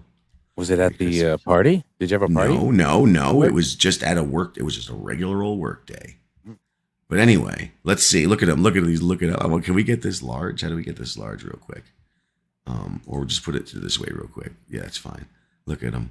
He's just like, I love you, Daddy. Will you be my mommy? Anywho, let's see what he says. He looks at her. We're doing very well right now. She's looking down, playing with her pen like she's been doing for an hour and a half on this show. We're doing pretty good right now, right? Say something. Wrench. No, you wouldn't believe it. We're doing very well right now. I feel like. Oh, there's a little micro expression here. We're going to need to do a Melton. Yeah, it's very. Zoom. Watch this little Tedious micro at expression times. when he's doing very well. No, Dude, we're 17 minutes. I skipped forward, and I bet I don't even know how far. Let's go back to He's here. Let's see the timeline on his video. 20 seconds through the video. Yeah, and he's just obsessing over. Let's look at the look on her face here. She made an expression with her face. I have a zoom button and an echo. Fucking clown. Okay, go back to your other cool screen. This is stupid. I don't even remember why this was supposed to be played first before the dumb Gino thing.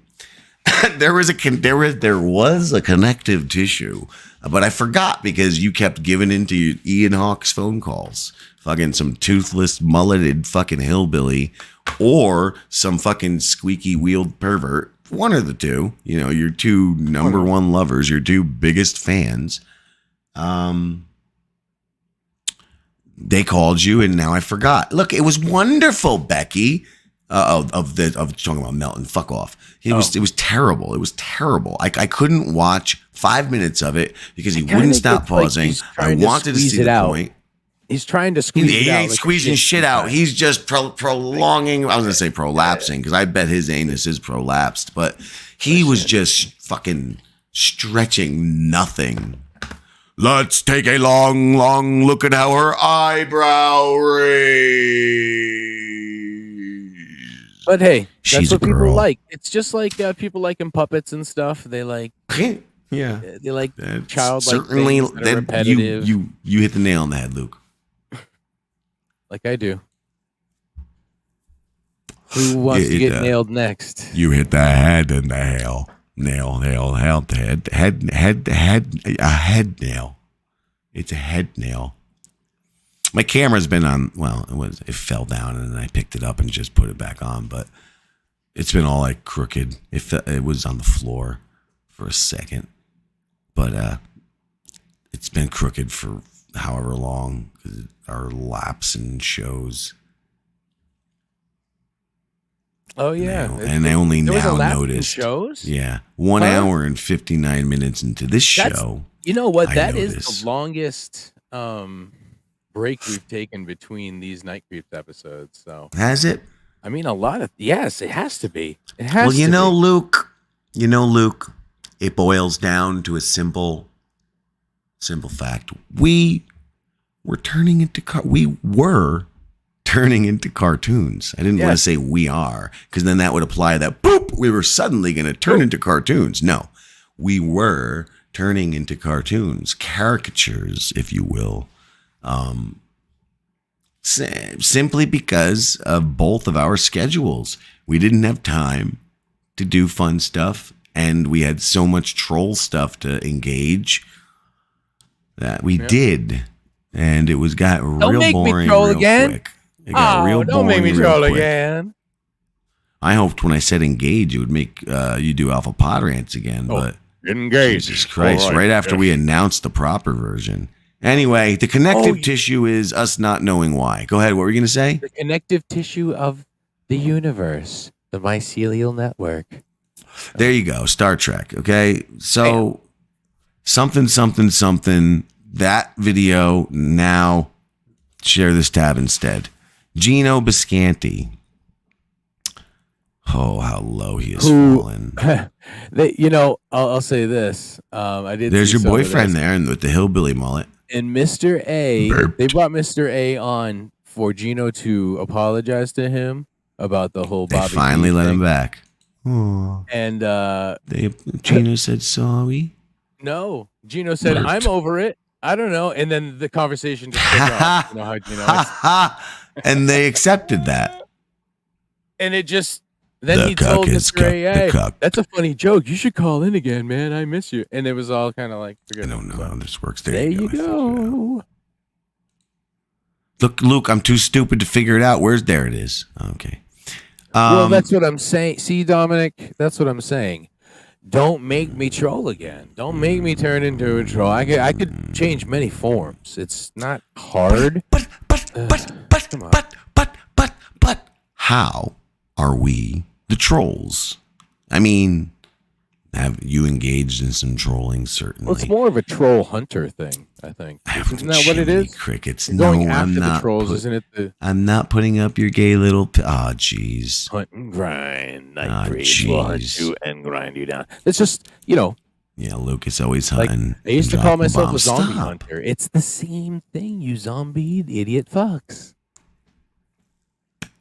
Well, I don't know what's trolling. At least in my part, I see a tweet on the internet, tickles my fancy, I write something nice. Tickles my fancy a different way, I write something silly. That's about as far as it goes. I don't engage in any serious shit.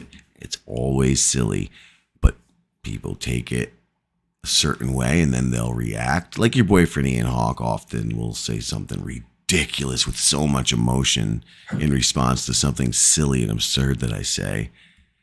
And Thanks, Charlie. Charlie, it is confirmed he did not say the word. Unfortunately, I did because I thought I was trying to confirm that I was saying he said Sigger N-word Whoops. trigger or whatever. But I thought he was being a Ow. coy little jerk and trying to say he didn't say it. And yeah, anyway, you put me in a corner, jerk. But Thanks he for didn't liking say us. it, so now we know. And thank Share you. and We hit did the enjoy like your call. button. But anyway, what were we just saying? We were going somewhere before. Charlie, Laughing and laughing. what were we saying? And to whatever varied degree, I will. I'll keep responding with silliness. And like your boyfriend Ian Hawk, these people will always continue on with emotion and whatever. But they call it trolling. I don't Talk call about they call what they do trolling, Luke. And you're saying we're also the trolls, but I don't call what I do on my end trolling. Does what I just described sound like trolling to you? To some people, it is, because How? if you're clever enough and Why are you able on Twitter? to sort of spar with them well, they don't. Why like are you that on usually. social media? Exactly. Well, because Well, they're why? the ones that want to paw people around and fuck with people. But when you're unfuckable with, Unfuckwittable. No, there's no H. It's just unfuckwittable. it's that's just, they want to try harder and harder. Are you saying they're nothing but a bunch of tryhards?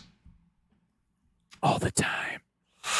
All right. Well, I watched a few seconds, not like maybe 2-3 minutes. I said, "Oh, we gotta watch this." Maybe even less. It was right after Gino said the saddest, most pathetic thing I heard, and it almost made me feel bad for all of. Well, he's here because of us. He's only sitting there between Wheelie and the whore, whatever, Lemmy. No offense, sweet tits. Okay. I'm sure she's a lovely person. I just couldn't remember her name, so I. Whoops. That's more of an indictment on me, Lemmy. Okay. That's my go-to when I can't think of a woman's name. You just fucking chill out. Anyway, the little jerk sitting in the middle of those two other little jerks that are sitting on top of those other two little jerks. That little jerk is there because of these two little jerks in the bottom left corner of the screen. And I feel bad because it's so sad what he says. So unlike Patrick Melton, I'll play it and we'll talk over it if we need to, instead of pausing it 50,000 fucking times. But I don't know what happens yet. But what I was going to say was, so far, Luke, and I hate to say it, your boy Ian was in the right from what little I saw of this video. I calls him like some see-him-sums. Like I see he's got a bunch of missing teeths and a really stupid looking inbred face. A hat that he probably... You mean in a conversation against Gino, someone else was right?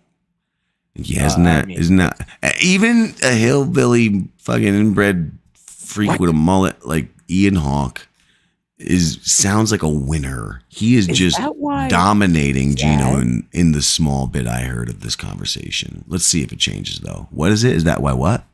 Is that why it's sad? Because no. Because like what Ian Gino Hawke can kind of... No, because I don't know Ian Hawke. Maybe Ian Hawke is a super intelligent dude.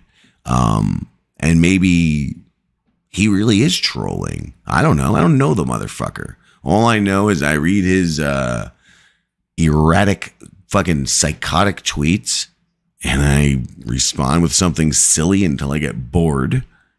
You know, because he'll usually respond back a bunch. Like to blow a gasket. And why are you on these social things? Can you get that button ready, Luke? The same button from earlier. So you can go like this. Are you right? Can you press that button already? There you go. Oh, that one. Yeah, you got to press that button.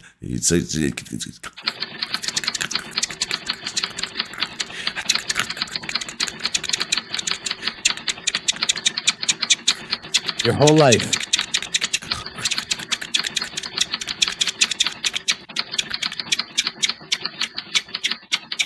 All right, enough of that goddamn button, please. Please.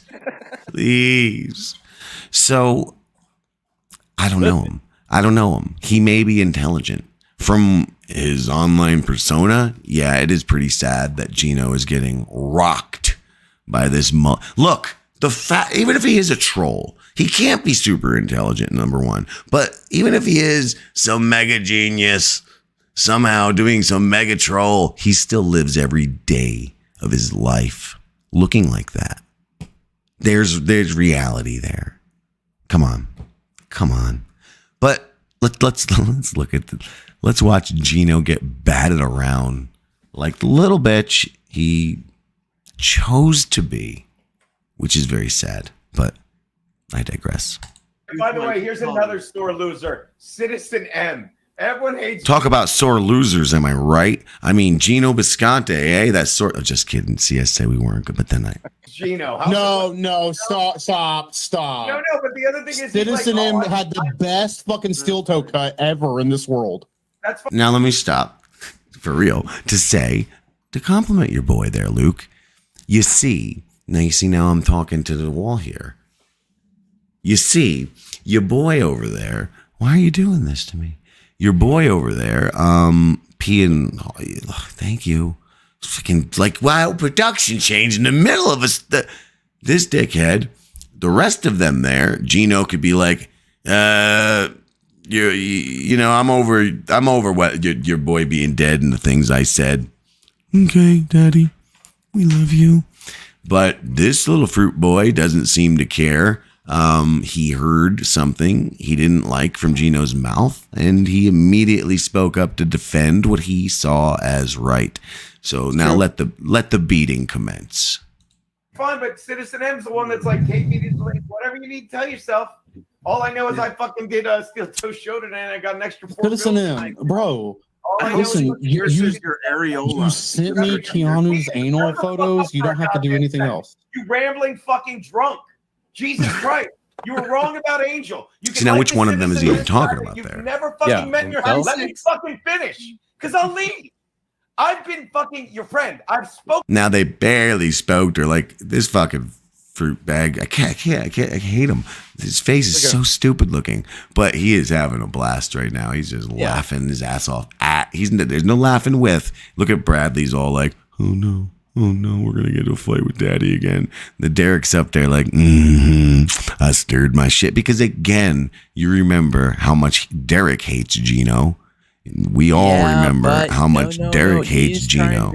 He's trying to grasp for him now, though. Again, he's trying to grasp. No. We're not talking about the Bobby P shit, Luke. You're forgetting. I think fucking maybe at least Becky out there would remember. I would fucking hope. You people forget the FGTZ days and the fact that we have all of this shit where Derek fucking hated fucking Gino. It was over the whole Pat Dixon thing, I think. I'm starting to get that ladylike vocal fry. Made it 2 hours though.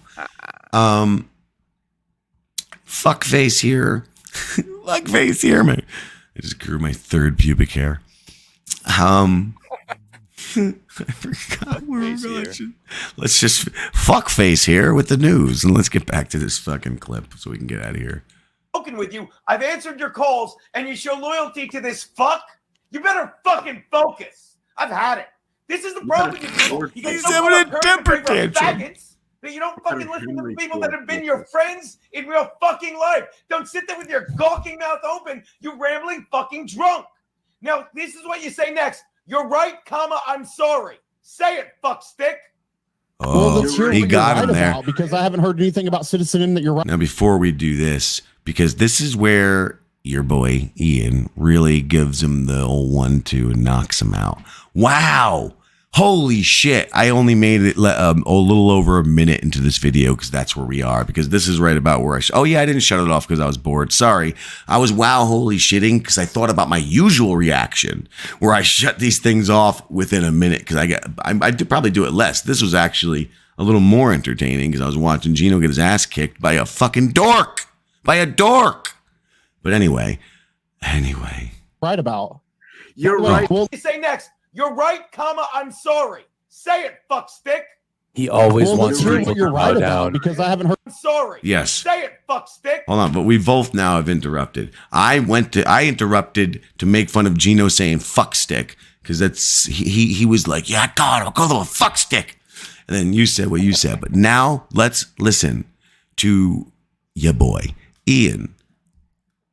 1-2 punch Gino Bisconte right there in his own living room. Left him crying much like Pat Dixon did. Well, let's hear what you're right about, because I haven't heard anything about Citizen M that you're right about. You're right. I hang out with Citizen M on the daily, so let's hear about it, Gino. Let's hear. Citizen M fucking backed Kate Meany. She's a being rational. No, he doesn't. No, he doesn't. He doesn't anymore. Oh, he doesn't anymore. Strike one. Exactly. As I said, I never did. Strike one. Strike two. He's shitting on Steel Toe, who he's also never met, and he just bases it on shit that he hears. He's been a fan for 2.5 years. What's that? He's been a fan for 2.5 years. He knows what he's seeing. Of what? Of Steel Toe, of Aaron, of the hypocrisy. Oh, okay. I'm sorry. 2.5 years he's watched Aaron Eimholt, and he knows what he's talking about when Aaron backtracks on everything. See, Gino, watch. He clips everything. Look, I'm going to take this back because here's going to come the sad part right after here. But what you just saw there was Gino fucking grasping desperately with denial. You're seeing his mental illness in full flare right here. Ready? He cannot accept. He knows he got an axe through the fucking heart right here. You ready? And he knows, and he is scrambling in his brain how to. And then wait till you see his ultimate reaction.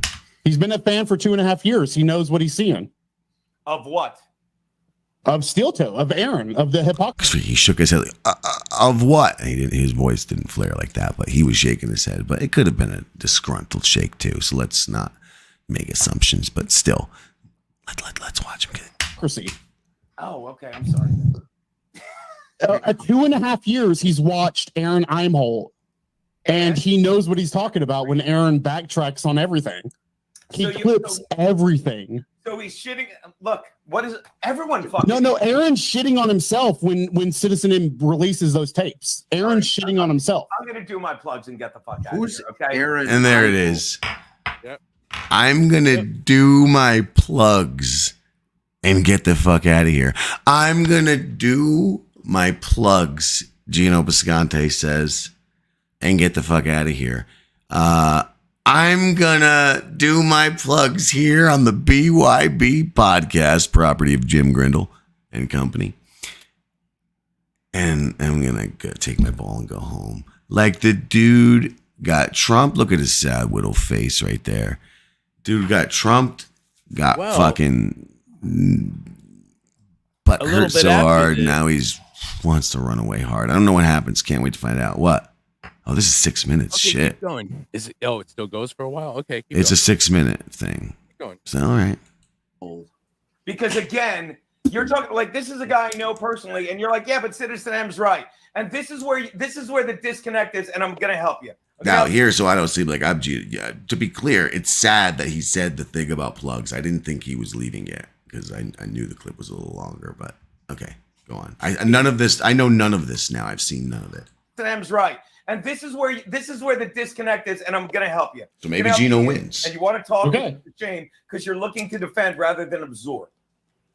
Okay? No, I'll listen, Gino. I will, but you didn't give me nothing to absorb. What a fuck! I know what Citizen M looks like. He's been doxxed. I know what he looks like. Don't give me none of that shit, Gino. I know what Citizen M, the twink boy that Citizen M is, that you think he is, exactly is what he looks like. Yes. Do you understand why can't you dox me? Because you already doxed your phone number, but Citizen M is more private. Why can't you dox who I am and what I look like? Because you're a guy like I am. Well, then what's Citizen M? Let me hear that. You can say a faggot. We don't mind. Guy. I was about to say a faggot. I was about to say a faggot. I promise you.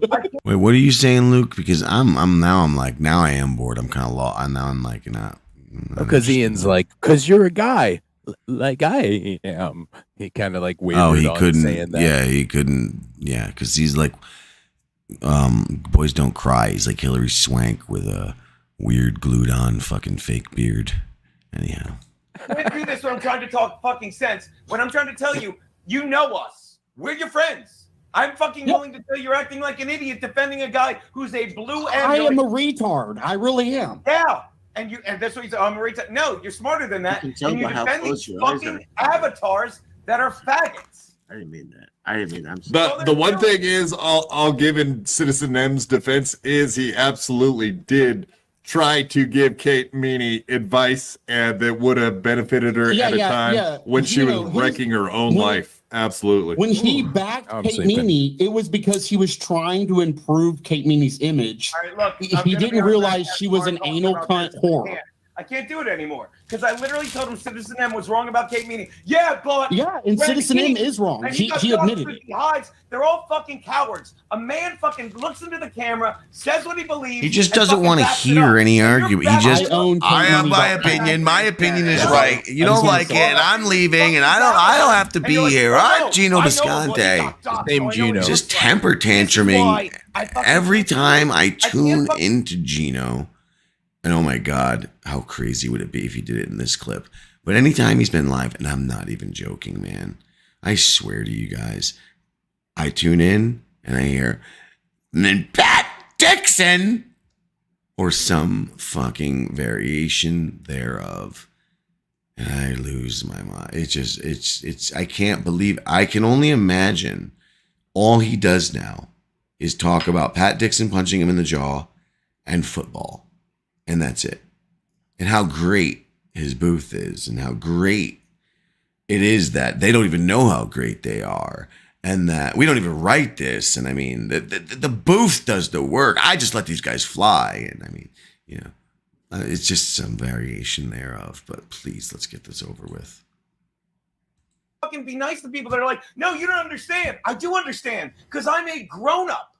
I'm a grown up who fucking tells people where they live, what they do, and fucking how they are. And you're like, Gino, you're more than a grown-up. Because he doesn't fucking know her, Ian. He didn't fucking have him Gino, on you're her. more He than didn't a have her grown-up. on his show. So she literally says in the clip, I owe you a lot. And then she turned on me because she's a cunt. Yeah, hey Gino, I'm not trying to fight you on any of this. Kate is a cunt, elderly, and not Citizen grown M agrees. Oh, he ran away. Oh, He left. I'm sorry. Citizen M. No, he's still here. He just I think he just went off screen for a second. Yeah, Look, thank you look, for coming, if I have Citizen to- M, hey, who's hey, if I have also to leave, I will. But Gino, give Citizen it a M second, Ian. thinks Kate Meany. He thinks she's a cunt.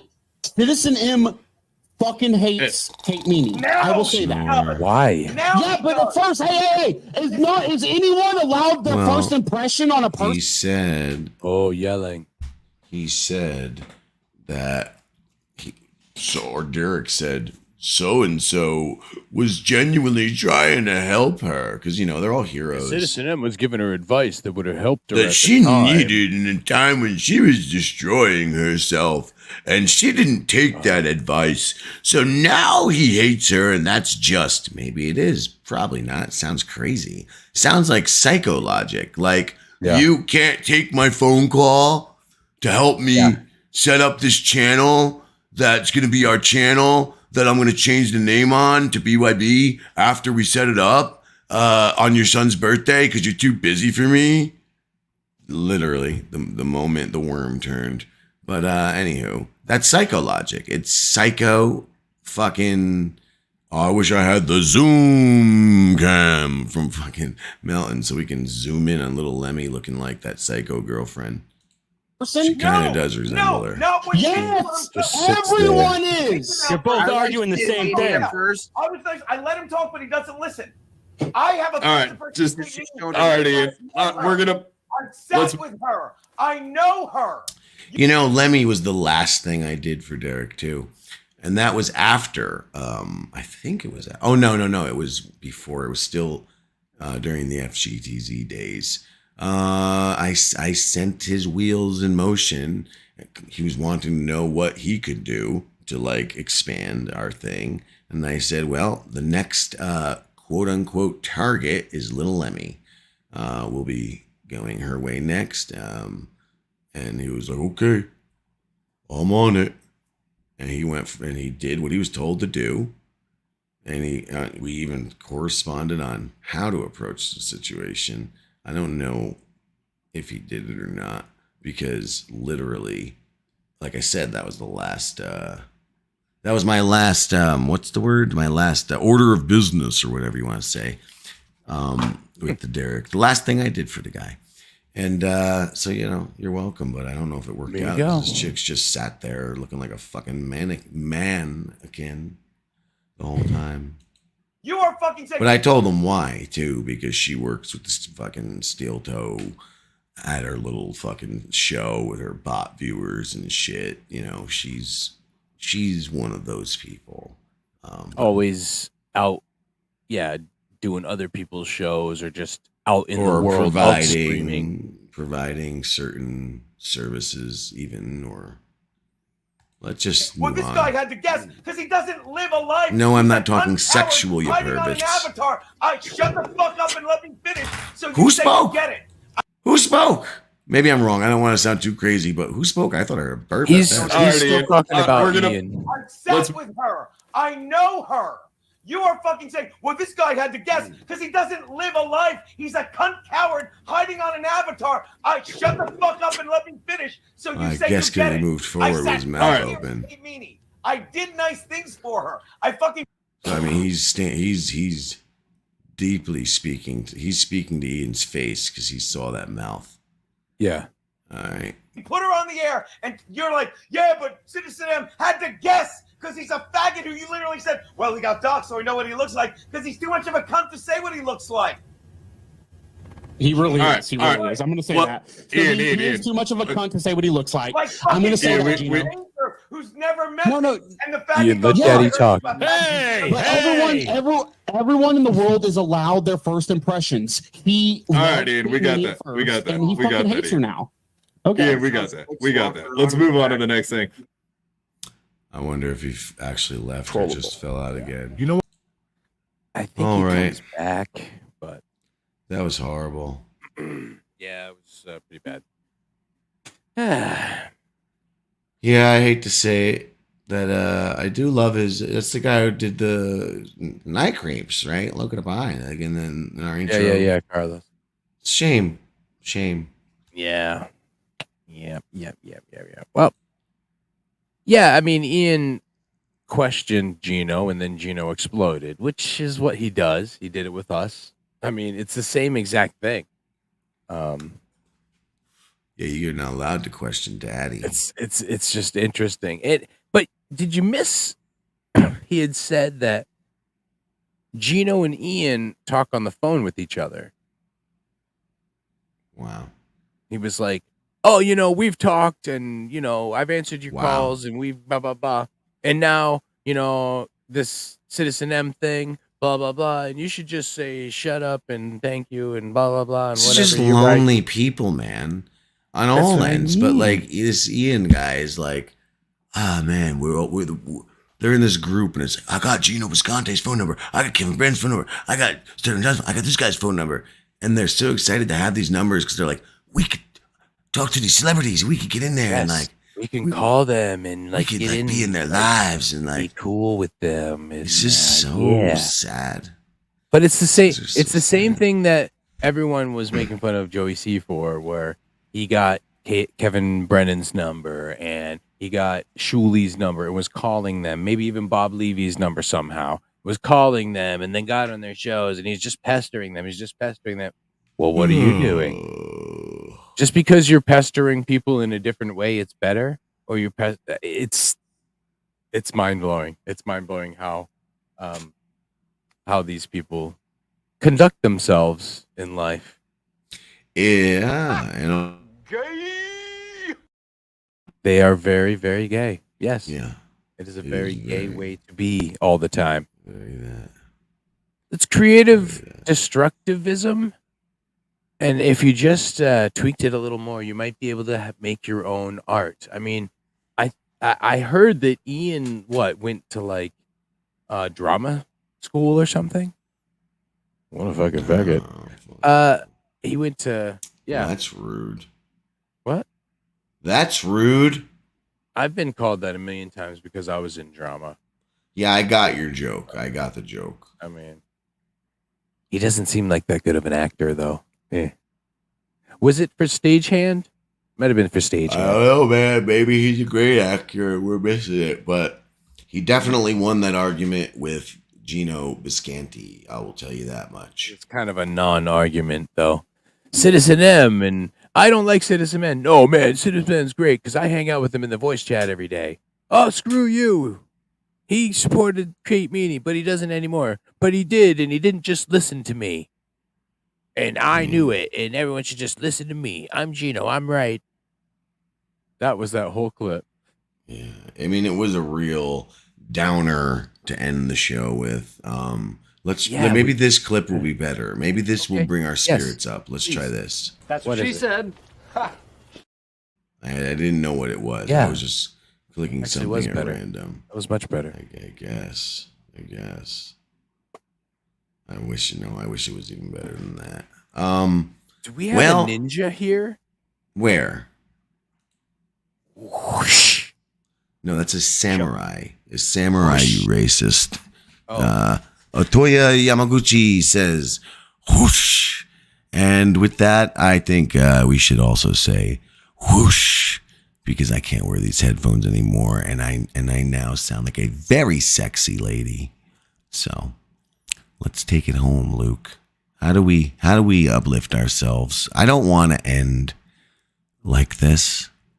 We could die tomorrow and there can never be another Night Creep. Luke could die and then you're stuck with Jim Grindle, a Night Creep.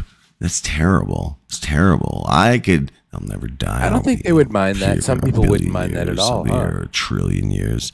You might be stuck with Luke of the Night Creep. I don't know, sounds pretty good actually. The world could supernova and it won't matter. Either way, I might shave my chest and just call myself Jungle Jim from here on out. Who knows? Anything can happen. So should I cut my hair? Yeah, I thought it was a little silly. Because what are you going to do with it? Although I do fear cutting my hair because because like the beard, I only have gray where I would shave my beard. So as you can see, it looks a little like maybe Julian from the Trailer Park Boys right now. It looks like I have like one of those goatees that kind of come down here like that. But what it really is my everlasting chin strap beard on that guy, right? So this stuff that I didn't shave is all still, human colored. Everything that I did shave is white. So I don't really like haircuts anymore. I'm afraid to make my luscious locks go gray. That's when, and thankfully I have decades until that occurs. But that's the day I will rue. Did I say that correctly? So let's bring our spirits up, you little prick. Okay. Everybody, don't be any trolls anymore. Come on, that's like 10 years ago at least. What are you doing? It's cooler to be cool, man, not be trolls, right? You're a big boy. What are you going to deliver to me? I'm hair. excited. I'm excited. Yeah, I should cut my hair probably. I think so. I mean, I don't know. Mullet or anything. Yeah, I wasn't listening to the question I asked. What are you going to do with yourself? Like, why are you growing it? What are you going to do with it? Well, because shampoo of my it. Age are you just like showing people like, hey, look, I'm still cool. Hairline. Look at me. I'm like that guy from the A-Team. Garbage bag. It's not very gray. For my age, it is not gray at all. My beard is, but that isn't. It's weird. So I don't know. It's not weird. It's normal. That's how it works. That's how it works. You flip fucking weirdo. Your beard grays first, I guess, or you just go all gray. Listen, what do you want? We're elderly men in our 60s. And by the way, P and Cock, Luke and I are the same age. You stupid little idiot. Yeah. 67. 60, which also funny about, I'll throw this out there since we were talking that shit. What I did enjoy about the so-called trolling sessions with Ian Hawk on Twitter, he's throwing back my own jokes at me. All of this stuff from the compound works, the appearances, the I'm 67 years old, and the number. It became 67 after I think we started with my real age, and then like every episode of FGTZ from then on, it went up a couple, and that was a thing. A lot of it was like that. I mean, remember that time Bob Levy raped that kid? I mean, I do. Oof. You won't let me That's forget about it. it's integral to the tale. It's integral to the tale. Well, and so that's this what's funny dude's when telling me people- my own jokes like they're insults, and I just get a People tickle. come in late.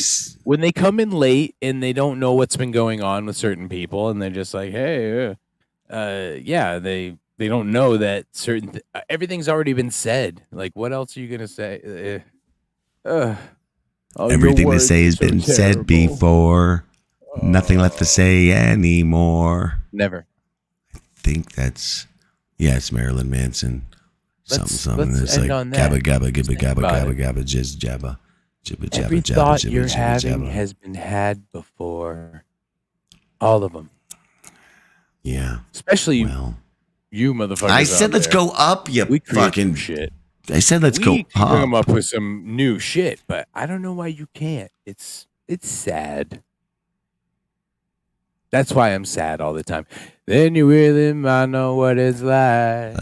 Luke, they never were coming out with good stuff. That's what made me sad as a child. That's what inspired me immediately upon being birthed into this earth to pursue creative avenues in life or dream for them or whatever, aspire to them. Shit. Everything sucked. Everything sucked. Everything sucks. There's so little that is good. Everything's a real subjective word. Did I use that one right? All right. Well, in the words of the great, where is it? Otoya Yamaguchi. Whoosh. Whoosh. Whoosh. He didn't put that many O's and he didn't repeat it either. But, you know, we take artistic liberties here because we are artists and that's the show. Good day, everyone. These headphones must go. I can't have them another second. Goodbye, everybody. Goodbye, Luke. Ciao. Goodbye, everybody. See you soon. That was great. Oh, boy, oh, no. I've been recording this whole time on that Patreon thing. Damn it. That's a lot of gigabytes. Whoopsie doodles.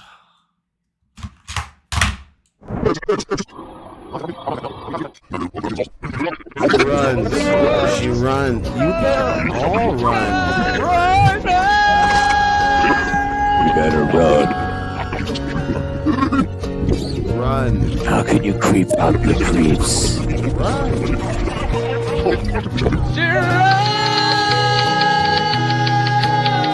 Get back on your keyboard.